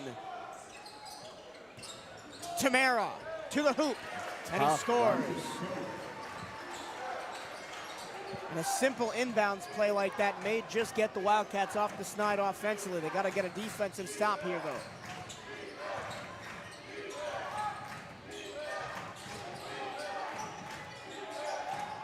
Tavares at the top, almost lost it. Moody throws it to nobody, and the Wildcats do get their defensive stop. He was trying to go down low to Tavares, and he wasn't in the right place. Yep. Good idea, just execution wasn't there. Back to a tie game at 38. Zion to the baseline, up and under. Oh, he got it. What a move. And what a basket there. Harmon goes circus mode and gets the bucket to put the Wildcats back up by 2. And McIntyre's back on the floor, hunting a senior day steal to increase his already BCU career leading 169. And a block by Tamara. The ball is loose, and Hetty corrals it. Hetty shovels it ahead to McIntyre. And the Wildcats will reset. Tamara Low block, spinning, floating, getting fouled. A great job by Yusuf Tamara. And more gym is showing their appreciation. Could we be seeing the Yusuf Tamara breakout game here? The 6'9" sophomore from Paris, France, has a season high of only 4 points against Arkansas Pine Bluff and 16 minutes in that game. He misses the first of his free throws. Tamara only averages about 10 minutes a game. But he could definitely be the center of the future here at Bethune-Cookman. He is, as he misses both free throws, he is a different body type than your James Hendersons or your Elijah Hulsaways. A leaner, higher jumping center.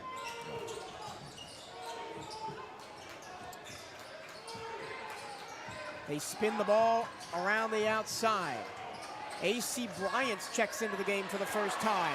And the Wildcats punish the pass to the post. Ward almost turned it over, got it to Zion. Harmon around the screen, doesn't take the three. And now he sizes up Osborne. Ooh. He fakes the three, he drives, he goes, and he missed it. And now back the other way. It's a foul against Teddy as Eric Lee went to the rack.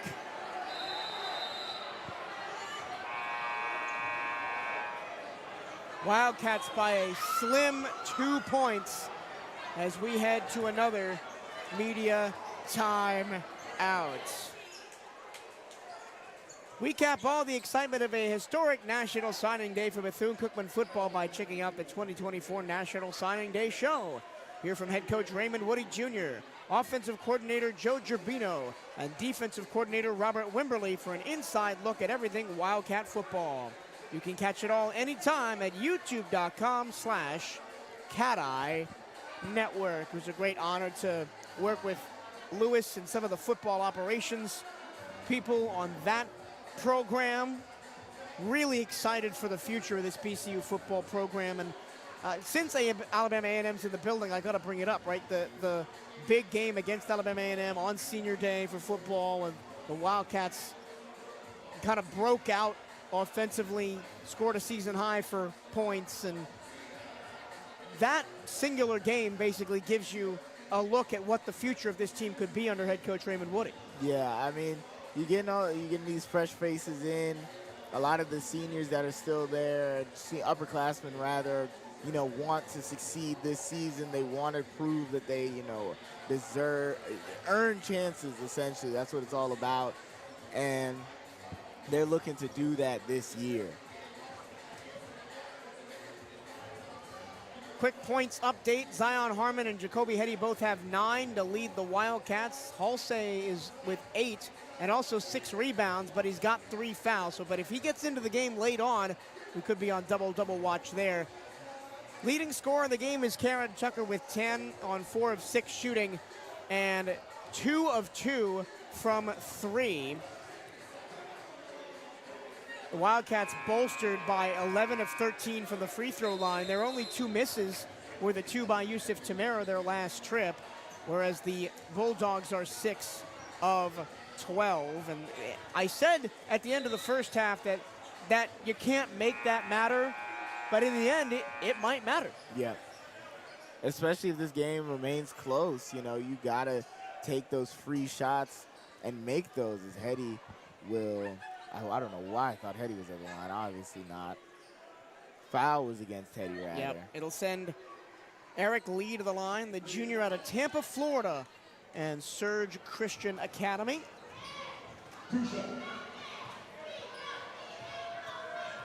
Rated as a top 100 player in the state as a high school senior. He misses the first one short.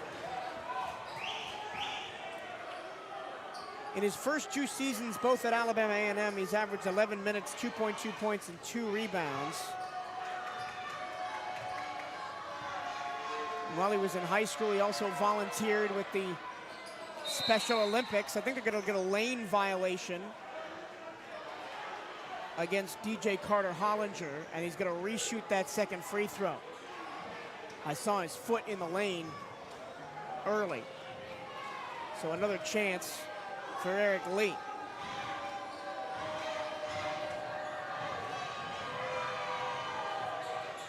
Who gets it? Eric Lee just shoots 37% from the charity stripe on the season. And he got 1 of 3 there, but he still got it to count. Ward, tough catch on the pass from Zion. Aggressively checked by Bryant. Wildcats lead down to just 1 with 11:20 to go in the game. In a low-scoring contest here at Moore. Zion again, sizes up his defender, goes by him and scores. He has had Darius Osborne's number on the outside the last couple of trips down the floor. Now the points leader for the Wildcats in the game as a whole. Bryant dumps it off. Osborne fouled by Zion, and that is his 4th foul. A huge blow for the Wildcats with 11 minutes to go, as Zion Harmon is going to have to sit, as Seneca Willoughby's going to have to come in and run the point. Just got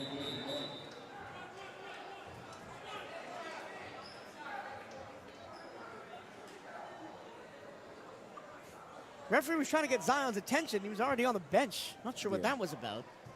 I think he wants her to stay on the court until the free throws are shot. So he's standing in the corner pocket. I guess if it was a 1-and-1, that would matter. Yeah. But it's a 2-shot foul, so Seneca Willoughby comes on in a big spot for the sophomore from Philadelphia, Pennsylvania. Willoughby averaged 14 points, 5 rebounds, and 6 assists at Contra Costa College out in California. Carter Hollinger with the rebound, and here we go. They trap, and a foul is called, and Coach Hewley is in the referee's ear. They're going to get A.C. Bryant for a push. Bryant, the sophomore out of Shreveport, Louisiana. And that foul bails out Seneca Willoughby, who was trapped on the baseline.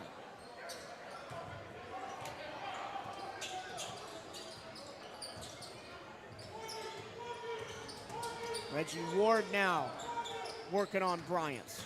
Gives it off to McIntyre.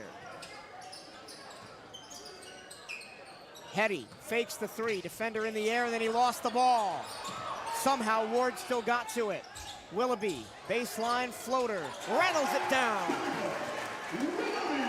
Does a great job to make that shot. Wildcats make the most of a broken play.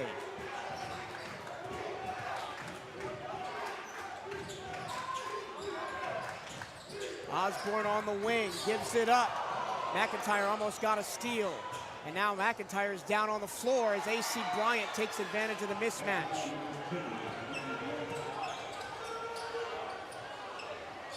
Didn't take the 3, did Jacoby Hetty.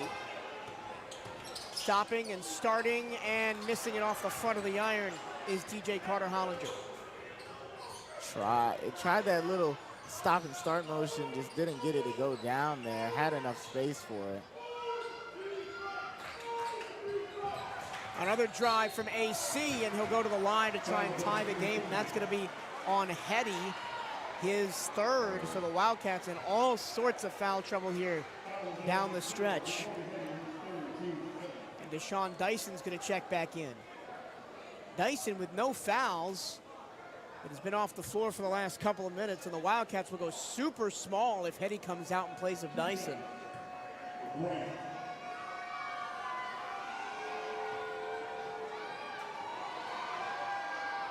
Bryant makes the first one. And they will. Bryant, a transfer from Marion Military Institute. They play ball at the junior college level, averaged 18.8 points and 5 rebounds in his 1 season there. I think that the Bulldogs couldn't remember how many players they had on the court. I think they thought they had 6. This one to tie the game.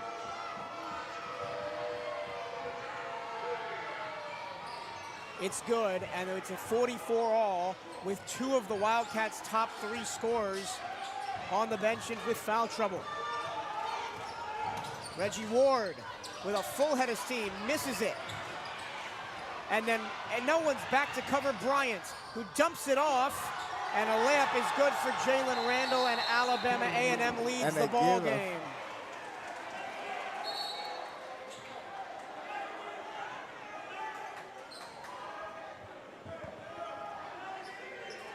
Not sure what the call is. It's not an and one. Yeah. I think that's a warning on 0 for taunting or something like that, because he did catch the ball after he made the shot. Bulldogs with their first lead in quite a while. Since the first 3 minutes of the contest.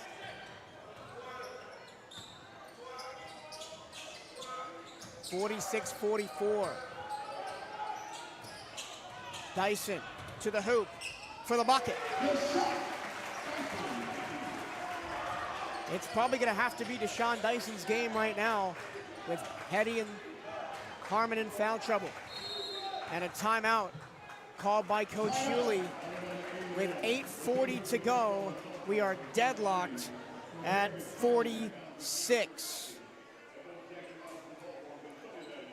Southeast Toyota Dealers is a proud supporter of Bethune-Cookman basketball. Visit your local Toyota dealers or explore Toyota.com today and take advantage of the deals on our full line of vehicles. Busy day in Wildcat athletics. All 4 major sports teams in action today.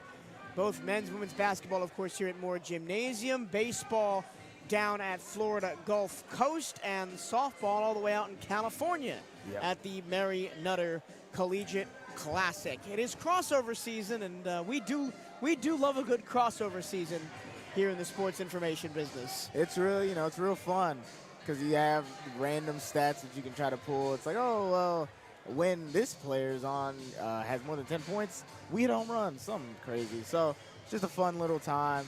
A lot of athletics are very exciting. Obviously, softball, baseball, basketball.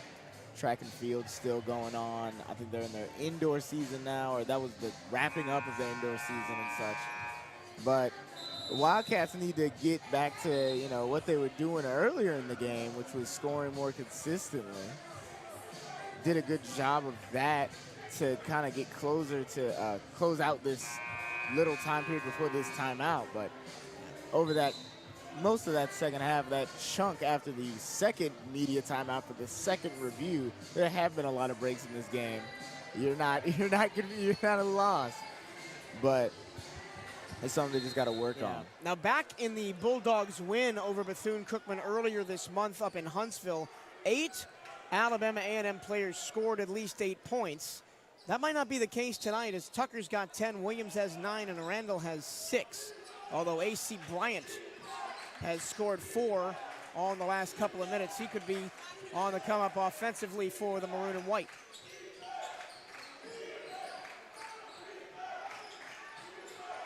Bryant on the ball now, 5 to shoot. Spins past Dyson, takes a step back, no good. The ball pings around, and it is saved. Willoughby hits it off of Lee and out of bounds, and the Wildcats will take it. Well, that was an adventure. A good job by Willoughby. A good job by DJ to keep that ball in and save it, and then a greater job by Willoughby to catch it and then keep it in there. And are they reviewing the... Oh, no, they're just putting time back on the shot clock, on the clock, so the clock continued to run after it was out of bounds. Oh, no, they're taking time off the shot clock, giving the Wildcats 27 seconds. Bulldogs at full court pressure here. Dyson races past Blackwell.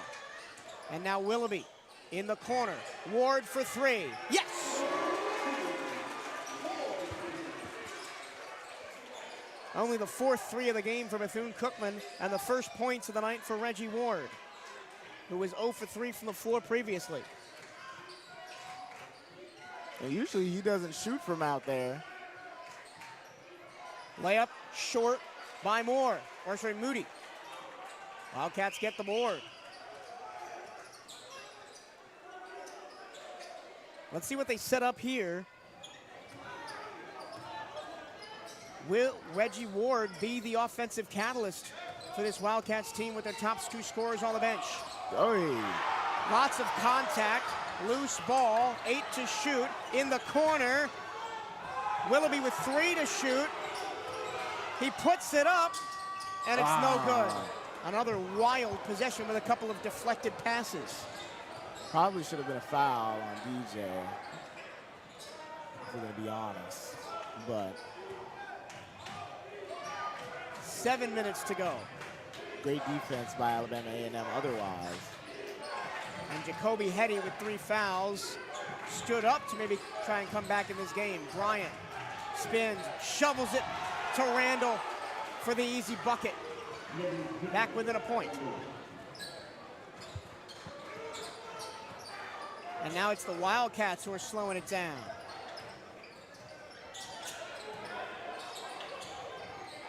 Willoughby with a face full of Caleb Blackwell.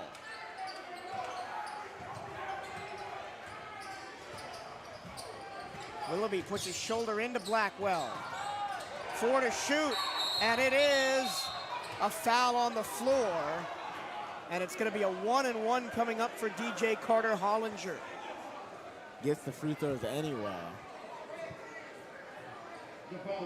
A great pass by Willoughby to find DJ in the open with not long remaining on the clock as we head to another media timeout. And it is senior day. And of course, we want to recognize all of the seniors, not just on the floor, but up here making the broadcast tick as well. Here are all of the seniors that were involved in making the CatEye Network broadcast tick all season long. Jada Haynes, Nailani Seville Russ, December Dukes, Devontae Sims, Malia Ahaligbe, and of course, Henson White up here in the booth with me. Henson, it's been a great season calling games with you. Not over yet, still got the rest of this game and all of Monday, but we're celebrating Senior Day today. Yeah. Talk about what this experience, getting a chance to call games and be a part of the broadcast has taught you as someone who has previously worked in like television production and other sides of this industry. Yeah, I mean, I always wanted to do sports broadcast. It's been a dream of mine since I was a little kid. So being able to do it for a Division I basketball program and hopefully some of the baseball games as well and stuff is an amazing experience. You know, I almost cried on the first night. I know I think it was against Iona when we had our doubleheader game with the men's and women's teams there, but it was a great experience. I hope to keep doing this and, you know, learn more as I go. And hopefully the Wildcats will learn from their mistakes heading in out of this media timeout. Hopefully we don't have much more of those to close out this game. 6:16 to go. Wildcats with a 1-and-1 opportunity for DJ Carter Hollinger coming out of the timeouts. Remember, Zion Harmon with 4 fouls and Jacoby Hetty with 3 fouls, both on the bench.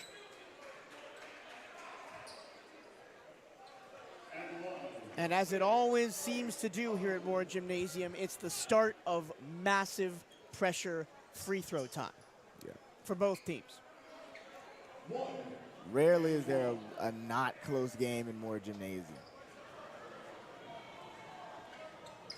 And the first one is good. Front iron, back iron, and down.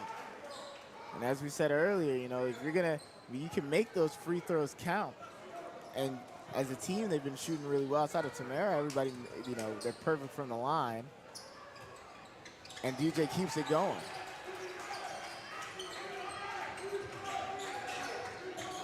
Wildcats are going to have to put together some defensive stops. Bulldogs have been getting some easy looks on backdoor cuts in this second half, something that they didn't really have in the first half. Randall jumps through and is fouled. We didn't have a lot of fouls in the first half, and that'll be on DJ Carter Hollinger. It's his second, but we didn't have a lot of fouls in the first half. Referees content to swallow the whistle, but in the second half, it's just been foul after foul after foul. We've had 2 reviews, lots of free throws, and not a lot of pace in this game, which is not where the Wildcats want it. Yeah, the Wildcats want this game to be fast-paced. They want to play fast and loose, but you know, Alabama A&M is content playing like this and slow. And they know that the referees are now calling those fouls, so they'll just drive the basket every time, and the Wildcats don't really have an answer. Full court press again from Alabama A&M. 5 to get it across. Ward skips it to Willoughby.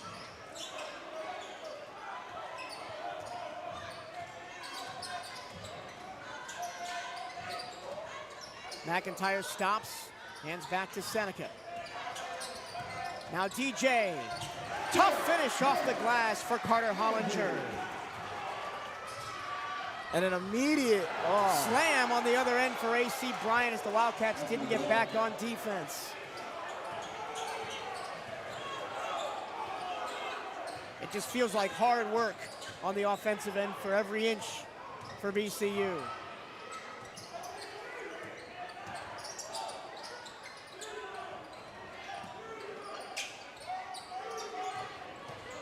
DJ again, spins, steps back, and gets fouled by Randall.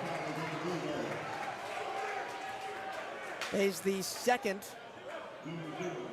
Alabama A&M player with 3 fouls. Downey also has 3. And here comes Zion Harmon and Jacoby Hetty. Now the important thing is they're not going to be able, especially Harmon, isn't really going to be able to do too much defensively because he's going to be afraid of getting that 5th foul. Miss for Bethune-Cookman, and quietly, Alabama A&M has crept that free throw percentage back up, and they've taken 20 free throws in the game to the Wildcats 15.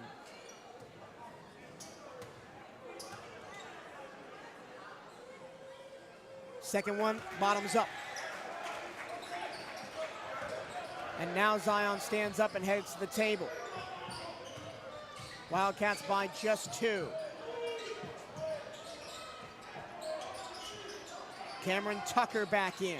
He's been big in this second half. Layup off the side of the backboard, and out of bounds goes A.C. Bryant. And the Wildcats take a big defensive stop. And Seneca Willoughby comes off after a hard 5 or 6 minutes or so and gives the ball back to Zion Harmon. Remember, Zion playing with 4 fouls, so he's got to be a liability defensively, and he also can't go too hard on offense and get an offensive foul called. Ward runs against Bryant, and a steal from the back end by Blackwell. Randall, and Zion just has to let him go. Tie game at 54. Reggie Ward not paying attention and got stripped. Turnover number 10 for the Wildcats on the night. Zion, jump pass. Ward lost it on the ground. Tucker got it to Blackwell, another turnover. Bryant back to Blackwell. Alabama A&M now content to let sand drain through the hourglass with under 4 minutes to go. Slowing back down the possessions. Tucker ISO'd against Reggie Ward. Cameron Tucker, no good. Put back also no. Offensive rebound, foul against Bethune-Cookman. And Jalen Randall will go to the line after the final media timeout of the game to give the Bulldogs the lead. Come be a part of BCU Athletics and support the CatEye Network. If you or your business is interested in partnering with us here on the CatEye Network, you can reach out to the Wildcats Athletic Communications Department at bcusportsinfo@cookman.edu. That's bcusportsinfo@cookman.edu. And there is no BC without you. Show your support for Bethune-Cookman Athletics by joining the Wildcat Champions Club today. Help us build a championship culture at Bethune-Cookman. You can donate and join at cookman.scalefunder.com. That's cookman.scalefunder.com. Henson looks set for another one of those barn burner classics that we are treated to so very frequently in this building. Yeah, more gym will get probably take some years off your life. It's never a easy, we're at home and dry, or even just blowout game in the other way, for the opponent. It's always almost at max a 7-8 point game heading into the last couple of minutes. And that's just the nature of more gym. That's just the nature of swag basketball. Most of these games do go down to the wire.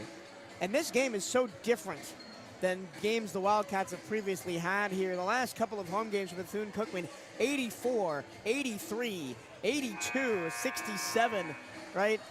They may not even get to 60 tonight. But besides that, they haven't played their game offensively, but the defense has kept him in it. The Bulldogs have not shot great from the free throw line. The Wildcats have. But again, all the stats say it's time to play in crunch time. You've gotten you here to a tie game with 3:37 to go. They've had more shots than the Bulldogs, 48 to 40. And every other stat is pretty much matching for obvious reason. It is a tie game.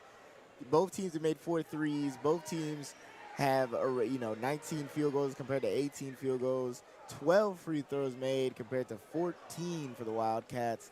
Boards is the same. Assists is the Bulldogs actually have 18 compared to just 10 for the Wildcats, and 11 steals for the Wildcats compared to just 6. We're going to go to another review. Oh, my goodness. I think it's just to look at the clock. As Jalen Randall stands on the free throw line. Darius Osborne stands on the free throw line. 2 of 4 from the charity stripe in the ball game.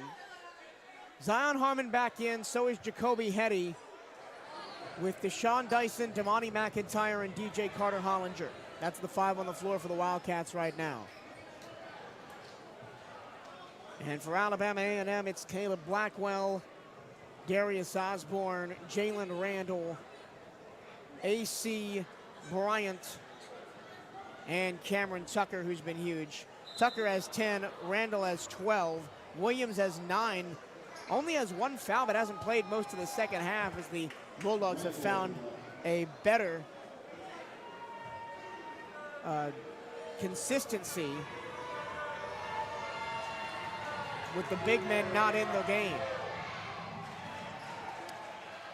The lead belongs to the Bulldogs with the first free throw going down.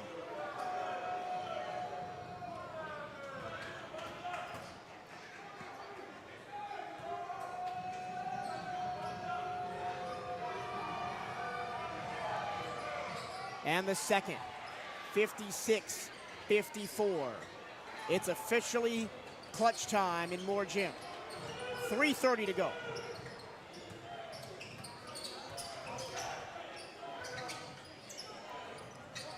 Dyson surveys. He's on an island against Randall. He goes right, then left, and puts it up, and it's off the back iron, no good.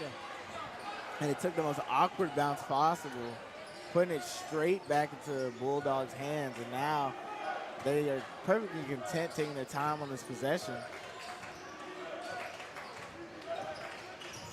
Tucker around the screen, kick to the corner, and a two-hand jam is good, plus the foul for Jalen Randall.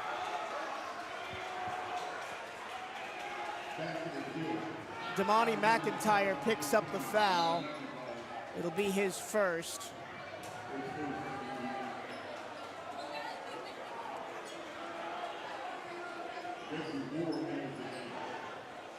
And this place just had all the air sucked out of it.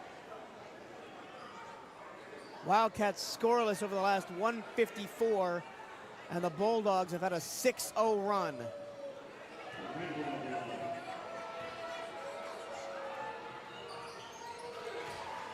Make that 7. 5-point lead for Alabama A&M. Their largest lead of the night was 10-4. And Coach Theus takes a timeout. And from up 10 at one point to now down 5 with 2:55 to go. And they haven't scored in the last 2 minutes. Henson, what needs to change? They gotta get back to that, back to a better style of offense. You have Harmon and Hetty out there. You know, there's a couple turnovers that kind of wasted possessions for the Bulldogs, but just take more time on them. You know, you don't have to take the first shot you see. And it's not as if we're getting a ton of bad looks and just wasting shots. Deshaun Dyson had a good look, just didn't make it. That's one thing that they're gonna, you know, you gotta make these shots at this point. There's no more, you know, extra chances.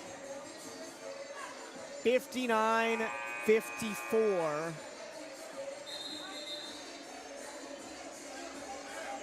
You say it all the time, Henson, game of runs. And right now, Alabama A&M is on fire. And the Wildcats can't buy a bucket. Zion Harmon still leads all Wildcat scorers with 11. Been a very balanced attack today for Bethune-Cookman. Harmon has 11. Carter Hollinger and Hetty both have 9. Dyson and Hulsey 8. But it's on days like this and games like this, you got to find someone to be the hero.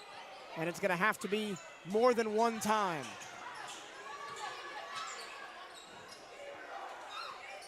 Will it be a senior on senior night at Moore Gym? Harmon back to the top. Chased by Osborne. He steps back on Osborne and misses it short.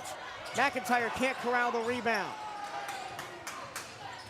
Only a 5-point lead. They needed that bucket because now they can make it a 3-possession game.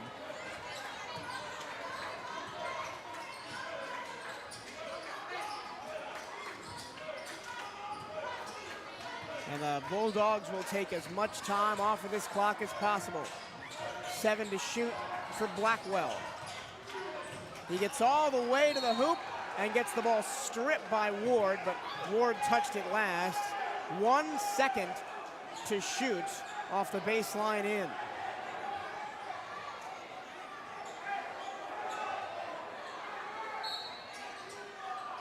It's gonna have to be a catch and shoot. Offensive foul before the ball even came in as Harmon was knocked to the floor by Osborne. Ball back with the Wildcats. There's around 2 minutes left. 2-possession game, 2 minutes. I mean, it's not unheard of, but if you're scoreless over the last 3 minutes, you gotta find something to work on offense, and the step-back mid-rangers have not been there for either Harmon or Dyson. You do have some time, so you don't have to put up the first shot you see.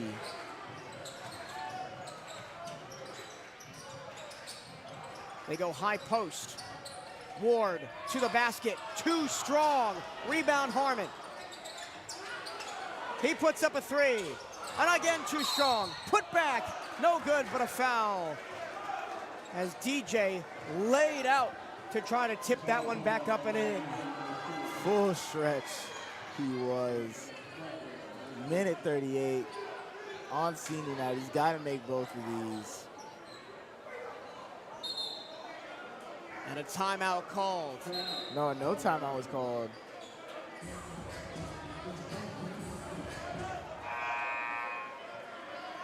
Both teams went back to their benches and no timeout. Both teams have 2 timeouts left in the game. No more medias. Both coaches wisely taking advantage of that break. Coach Hewley in the ear of Caleb Blackwell.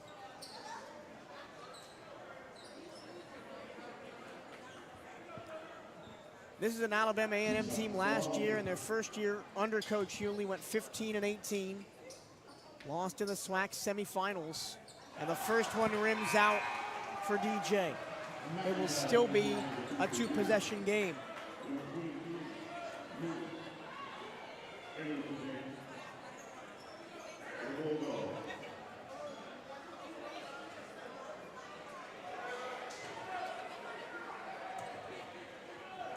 They need.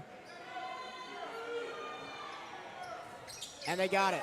The first point for BCU in 3 minutes and 21 seconds. Now they need to stop on defense. 1:35 to go. Now, if anybody gets trapped, don't be surprised if you see a timeout here. They have 2 and the lead. They have no reason to force anything. Is that a slip? It is. And Wildcat ball. At first, I thought that was. Well, they'll say an offensive foul push off against Randall. That'll be his 4th foul. Harmon's done a great job of not fouling out. And now that's the first player on Alabama A&M with 4. 4-point game, 1:19 to go. Harmon has been harassed all game long. Harmon eventually gets the ball back from DJ. Zion puts it up and he's fouled. jumps. He twists and turns and he got his defender, Caleb Blackwell, all tied up in knots. And this will be the first trip to the line in the game, I believe, for Zion. We had an and one earlier. And now a timeout is called. Very James Harden. And I think they're going to review it to see if it's a 2 or a 3. Another momentum-stopping review here late. The referees must want to get out when it's dark here in Moore Gymnasium. I'm looking back at it now. Definitely a 3. And it certainly looked like a 3. Yeah. But we'll see what they decide.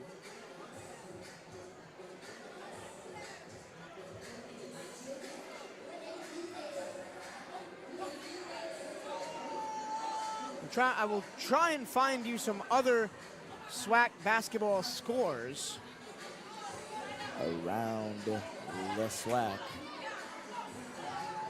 Jackson State and Alcorn State, it's an overtime with 1 minute to go. The Braves up 78-71. Florida A&M and Alabama State up in Tallahassee. Last time we looked, it was Florida A&M now cruising with 32 seconds left, up by 11. Yep, a 46-point second half. For the Rattlers as they look to beat Alabama State, and that will help Bethune-Cookman's cause even with a loss here, because that means they could jump Alabama State with a win on Monday. And they say it's a 2-pointer. The first one is good. Grambling State and Southern, this is the game at the top of the SWAC standings. Just got underway at 6:30. And then two games later on tonight, Prairie View and Arkansas Pine Bluff, and Texas Southern and Mississippi Valley State. Zion Harmon makes both of them. So now we're looking at a 2-point Bulldog lead. 1 minute remaining and a 2-point lead for the Bulldogs. Wildcats will play some full court press. Seneca Willoughby in the game.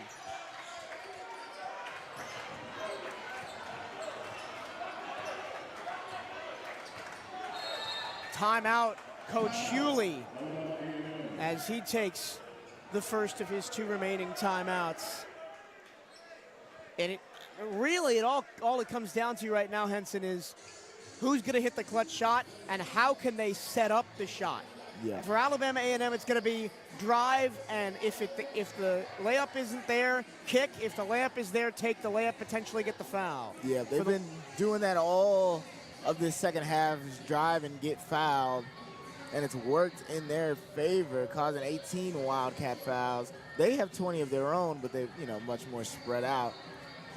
For the Wildcats, it comes down to who's going to get the ball at the top of the arc at the end of the shot clock, right? Is it going to be Zion Harmon? Is it going to be Deshaun Dyson, Jacoby Hetty, maybe even Damani McIntyre, a catch-and-shoot 3? You know he likes those. He's 0 for 1 from beyond the arc tonight.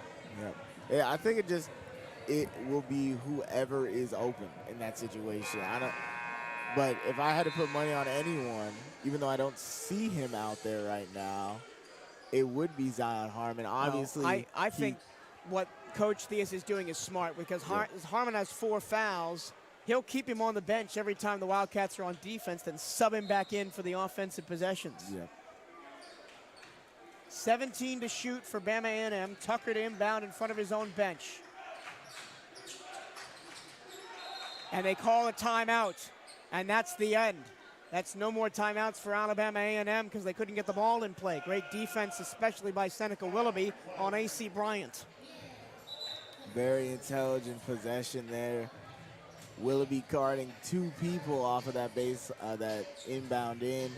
And now all of a sudden, if, you know, this possession doesn't go well for the Bulldogs and the Wildcats get points on the other end, all of a sudden Alabama A&M doesn't have, you know, timeouts to try to plan out something. I will get you your women's basketball final scores here momentarily as we go through this. This is the full timeout for Alabama A&M. It's their last one, so they've got none left.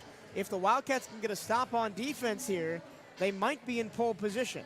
Anyway, women's final scores, obviously here, Alabama A&M beat Bethune-Cookman 58-63. Elsewhere, Jackson State beat Alcorn State 62-54.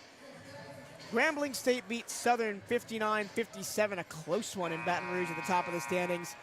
Florida A&M beat Alabama State 70-60, so a doubleheader victory for the Rattlers. And then elsewhere, there are some games that are still going on. Prairie View A&M beats UAPB 66-57. That's a bit of an upset. And Texas Southern and Mississippi Valley State have just entered the 4th quarter with the Devilettes leading 58-51. The record doesn't really show it, but this is a much better Mississippi Valley State women's basketball team than they've had in years past. Yeah. Here we go. 49 seconds left. E.J. Williams back in the game. Also Elijah Halsaway. Williams spins past him and scores. Back to a 4-point game. And he tries to put the more Jim Crown to sleep. Timeout, Bethune-Cookman, 39 seconds left. And now the Wildcats need a quick bucket and start to play the foul game. Yep. E.J. Williams has been off the floor for the entirety of the second half. Not sure why. He only has 1 foul, but he's only played 15 minutes, and he's got 9.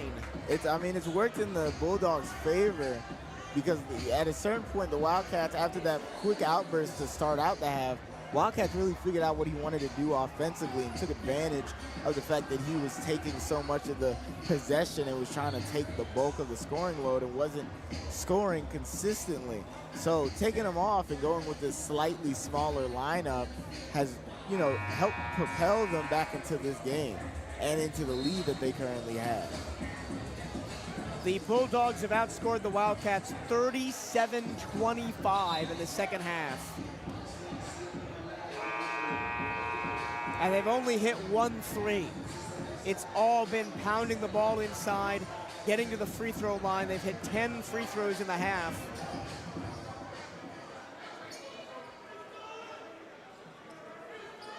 Now Wildcats in some desperation mode, down 4 with 39 seconds left. Hetty gets the ball. Deshaun Dyson. And there'll be a foul, so Dyson will go to the line. And honestly, that's not a bad result for Alabama A&M. Yeah. You have a 4-point lead, so you do have 2 points to give. It will send Zion to the free throw line. Now this will leave Alabama A&M with 33 seconds. I think you foul here if you're Bethune-Cookman because there's 3-second different shot clock to game clock. Even if you do get a stop, you'll likely have no time. And yes, you do have a timeout, but you don't want to have to rely on that. Yeah. James Henderson Jr. set to check in. He's only played 5 minutes tonight, as they've given DJ Carter Hollinger a the bulk of the minutes at center on his senior day. Harmon hits both, 61-58. And this is a very good free throw shooting team for Alabama A&M. They've shot well below their season average tonight, shooting 65%. They get the ball into Tucker. They try and trap him in the backcourt. Tucker lost the ball. He's out of bounds, and it belongs to the Wildcats. Whoa! And all of a sudden, you don't even have to worry about the foul. Coach Hewley is incensed. He wanted a foul called. No whistle was forthcoming. Timeout, Bethune-Cookman. And now there's no shot clock. So they can hold for the final shot. And since it's a 60, and since Zion Harmon made both of those free throws, all of a sudden they can't just foul them to get the ball back and be up one. They have to stop them here on this possession. They do not have the John Rothstein example, which is always foul up 3 late. They're not up 3, they're up 2. But again, the Wildcats have been in this position, and they've been in it recently. The 1-point loss to Jackson State, they had a chance to win it. Against Alcorn State, a 3-point loss, they had a chance to win it. Never got a shot off because they got the ball stolen from them. Last year against Alabama State, Deshaun Dyson hit a game winner towards this end of the floor with no time on the clock.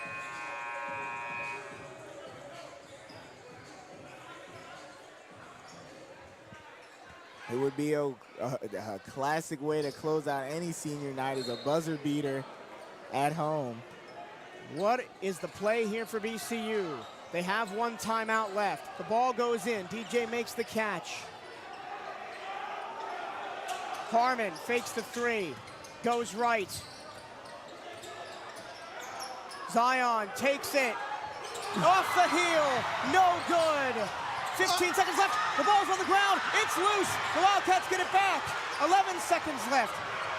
Dyson has it blocked, but a foul. A.C. Bryant came in like a freight train, swatted the layup, but carried his momentum through Deshaun Dyson and into the ground. And hands on head for everybody in the building. And the Wildcats thought they had it lost there, but a great job by both Hetty and Reggie Ward not giving up on the possession. And now Deshaun Dyson has to make these. 7.4 seconds left. Alabama A&M has no time to, set up anything. And the Wildcats don't have a timeout, so they don't have the benefit of fouling and then moving the ball up.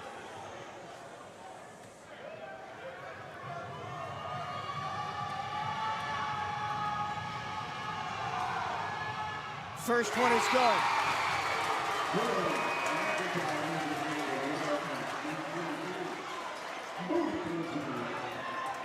They bring some longer defenders in McIntyre and Willoughby. And if I'm Coach Diaz, I'm putting all my big guys in there. Yeah, well, E.J. Williams comes in for Alabama A&M.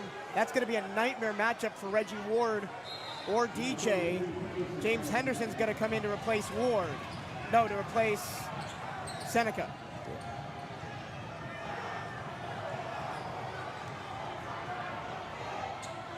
And the Wildcats have 6 players on the floor. They don't know who's coming in and out. Ward goes out. Now imagine a Damani McIntyre tip in. But hopefully Deshaun Dyson makes this. I don't want to. That is a big man by him.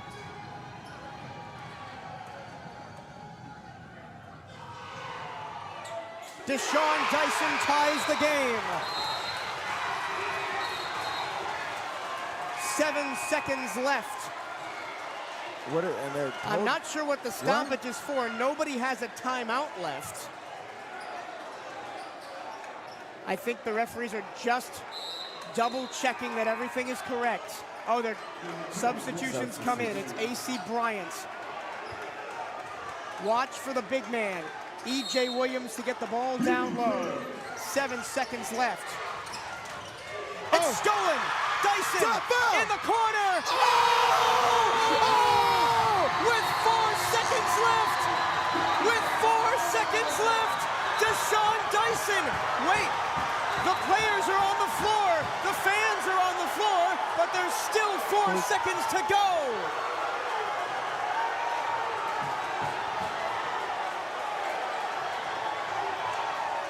There goes that man on senior night.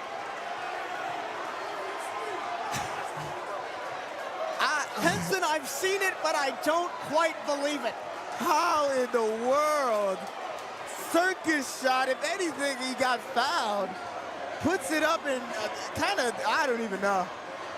So right now they're saying it's a 2.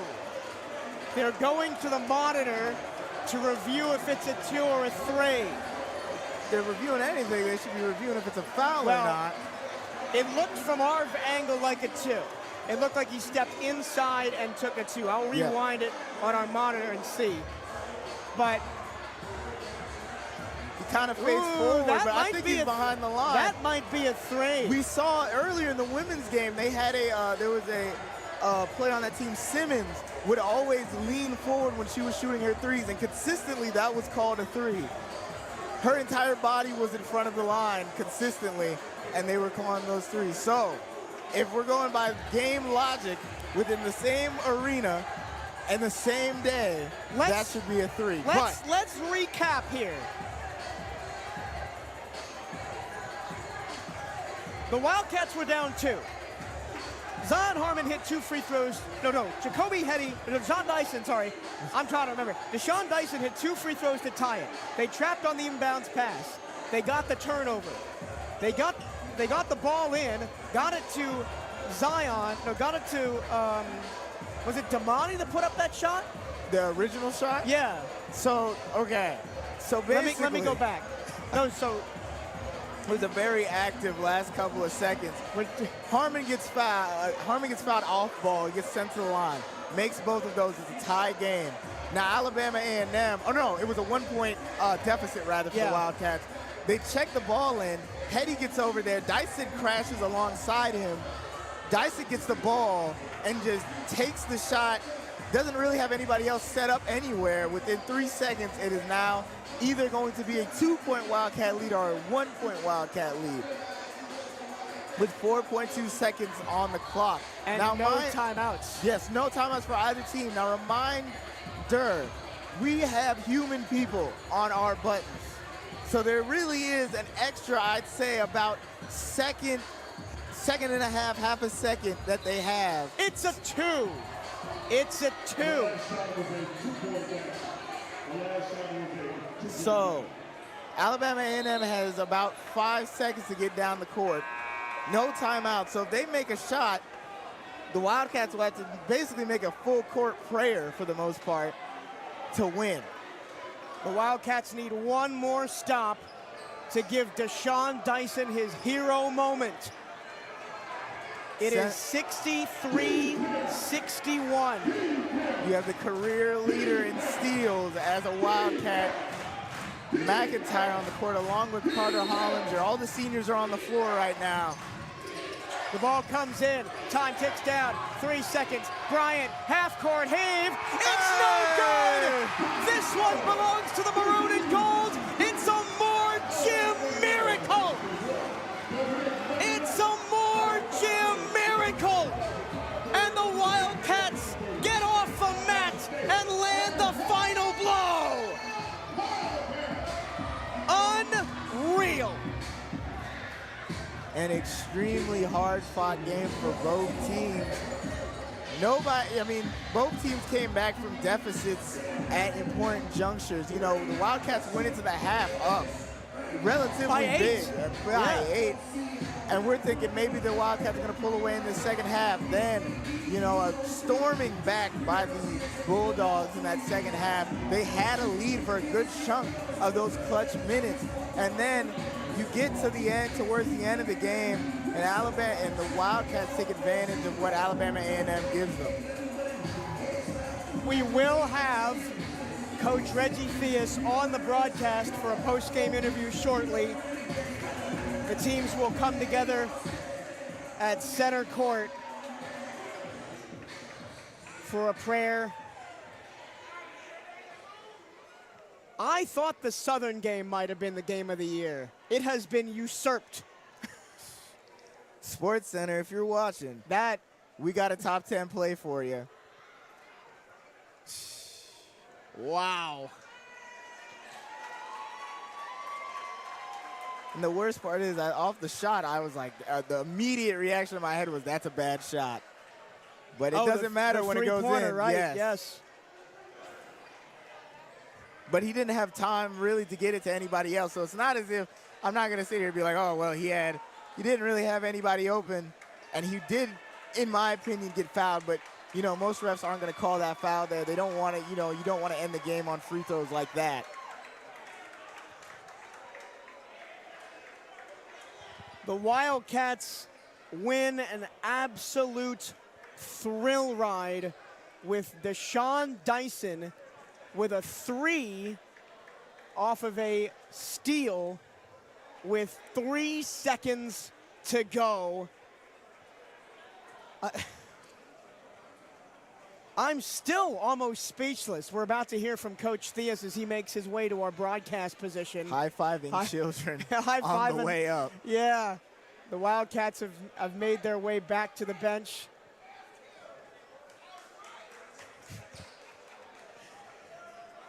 There's not much you can say. No. Other than wow.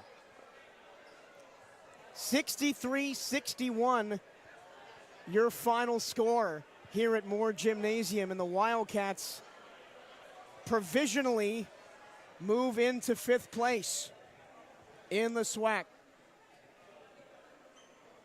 We now welcome head coach Reggie Theus to the program. Coach, there may not be a more dramatic way to win a basketball game than that. It was shades of Deshaun Dyson last year against Alabama State and his late game heroics. He does it again on senior night to beat Alabama A&M. The great part about things like that is that you take this for the rest of your life. Senior night, there couldn't have been a better stage for him to make another big shot for us. Our guys persevered. We were up 10. We came out in the second half. We didn't get it done. They caught up, but then we fought back. And as I tell the guys all the time, you know, the game settles in, no matter if you're up, if you're down. And tonight, defensively, we were all locked in. We got a real good offense, defense going. And I think that was really helpful. But, you know, when it's all said and done, these are the games that these guys play college basketball for. To give ourselves a chance to get to the tournament, because in this tournament, anybody can win. But you got to get to the tournament first. Talk about your other 2 seniors, DJ Carter-Hollinger and, of course, Tamani McIntyre. What have they meant to this program over the past couple of years? Well, DJ is going to be tough to replace.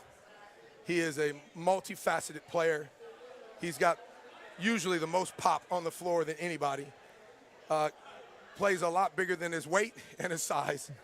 But he's just an incredible person on top of being a player, and it's just invaluable for us. It's going to be really tough to replace him. Damani is, you know, obviously a thousand steal guy. You know, with Damani, you're always looking at Damani. This is not the time to go for a steal. Stay solid. Stay solid. But when you have a guy that you can put in, if somebody's struggling defensively, and you can insert into the game, and you know, if nothing else, you're going to get at least a good defensive effort. What is the message to the team in the second half when Alabama A&M makes that run? You're scoreless for almost 4 minutes. They take the lead. The lead's 5 in the last 2 minutes. What's the message in that timeout? The message is that it's a lot of game left. But we have to win the game on the defensive end, and that's what we did. We won it on the defensive end. Day-Day's great shot. Deshaun's great shot. Obviously, a phenomenal shot. But to get the ball back is what really got us the opportunity. And that's 2 steals in the last minute of the game. And that's really what you've preached all year, right? Defense first, defense leads to offense. Tonight, Alabama A&M kind of got back on defense quick. They compacted the paint. They didn't let you run your normal run and gun style. It was a very low-scoring game. What do you take from this moving forward as to about game style? Well, listen, the bigger the numbers, the better we're going to play. But to win a championship, you got to be able to grind it out. And tonight we grinded it out, and that showed a lot of character, a lot of perseverance, and it's something that these guys will always remember. Dede, and just for example, Dede wasn't particularly playing that great. But he knows and we know, and he has trust in us, and we have trust in him that he can make those shots. And he stayed with it. One more home game for you guys on Monday against Alabama State. With their loss to FAMU tonight, you guys have positionally I didn't know that. in fifth place in the SWAC right now, but they're going to be looking for some revenge after you beat them at their place. Next game is Alabama State. That's all we care about. All right, thank you, Coach. Good luck. Thank you. Gentlemen, thank you. Thank you. Once again, your final score, Bethune-Cookman 63, Alabama A&M 61. Let's get you through your final scoring numbers because, oh, boy, there's a lot of them. For Alabama A&M, Randall, fantastic, 17 points, and he just turned it on in the second half, decided, I'm going to attack this basket, and he did. He got to the line. He was 5 for 5 from the stripe, 6 for 8 from the floor, did most of his scoring near the basket. Williams came out of nowhere, averaging 5 points per game, put up 11 points on 5 of 7 shooting, and 1 for 2 from the line with 4 rebounds. Tucker had 10, Bryant 8, Tavares 4, Downey and Riley with 3, Osborne and Blackwell 2, Peak, Moody, and Lee with just 1. And I think it was crucial for the Wildcats. They hold Omari Peak, usually a 9 points per game guy, only held him to 2 shots. His only point was from the free throw line. Yeah, I mean, did a great job. As Coach Theus just said, they did a great job defensively. I mean, I felt like I was playing the game, but a great defensive performance. Yeah, obviously Randall did a great job, but a lot of his points, scored 17. 5 of his points came from the free throw line and tough drives and tough and ones. Williams had, that early offensive spurt and then that clutch shot down the line. But for the most part, and Tucker had 10 as well, but most of the other players on that team scored. Yes, they had a couple of other people to score 4, 3, 2, and 1, but nobody else took over the game, right? And then if you look at the Wildcats scoring, I know you're going to get to our stats in a second, but Harmon had 15 and Dyson had 12. Carter Hollinger had 10. Hedy had 9. Elijah had 8. Reggie Ward had 3. And, that's an off night for Reggie Ward. Usually gets he's a good 7, 8-point guy. And, they slowed us down a lot. Hedy usually has more points. He only had 9. He's averaging 15.9, almost 16 a game. So we did a great job taking advantage of what they gave us. As Coach Cia said, fought back hard in that second half, coming back from down 5 in that last couple of minutes, getting those clutch steals. And it wasn't even from Damani, and that's the funniest part to me. Damani on senior night, unfortunately, no steals for him. He does not add to his BCU career-leading total of 169. Team stats for you, Bethune-Cookman and Alabama A&M both had 31 rebounds, 11 for offensive for BCU, 6 for Alabama A&M. Both teams had 7 second-chance points. 19 assists for Alabama A&M. They were zipping that ball around on offense. 10 for Bethune-Cookman. Bethune-Cookman forced 19 Alabama A&M turnovers and got 24 points off those 19 turnovers. Another key stat that 2 of those turnovers, as Coach said, came in the last 30 seconds with 2 turnovers on inbounds plays to even give the Wildcats a shot at that win. 12 steals for the Wildcats, 6 for Alabama A&M. And completely off kilter, only 8 fast break points for the Wildcats, 15 for the Bulldogs. You heard Coach say, right, the higher the score, the better they play, and they had to grind out a low-scoring one tonight. Very clutch performance from the team. That's all I can say. I mean, we've talked ad nauseum about how good of a performance they put on. They shot Alabama A&M shot 50% from the field compared to 35 for the Wildcats, but just that free throw line that we remember at the beginning, we talked about, well, sometimes it doesn't matter, but 21 of 25, clutch free throws from Zion Harmon and Deshaun Dyson down the stretch compared to just 15 of 23 for Alabama A&M, shooting 65% compared to the Wildcats 84. And at the end of the day, that was the difference. It was a 2-point game. A couple more of those free throws go in, and this is a loss for the maroon and gold. But that isn't the reality we live in. A W on senior night for the Wildcats. The Wildcats win this one 63-61. And Deshaun Dyson is the hero. He hits a clutch 3 with 3 seconds left after a turnover in a tie game, and the Wildcats win it. Once again, I'd like to shout out the people who make this broadcast tick. our director of the CatEye Network operations, Eugene Robinson, our SIDs, Bryce Roynowski and Brian Harvey, and all of our student staff, Jada Haynes, Nailani Seville-Russ, December Dukes, Devontae Sims, Malia Ahaligbe, and of course, my broadcast partner this season, Henson White. We've got one more broadcast for you on Monday night as the Alabama State Hornets come to town. But for now, this one belongs to the Maroon and Gold. Have a very pleasant rest of your evening, and we'll see you on Monday.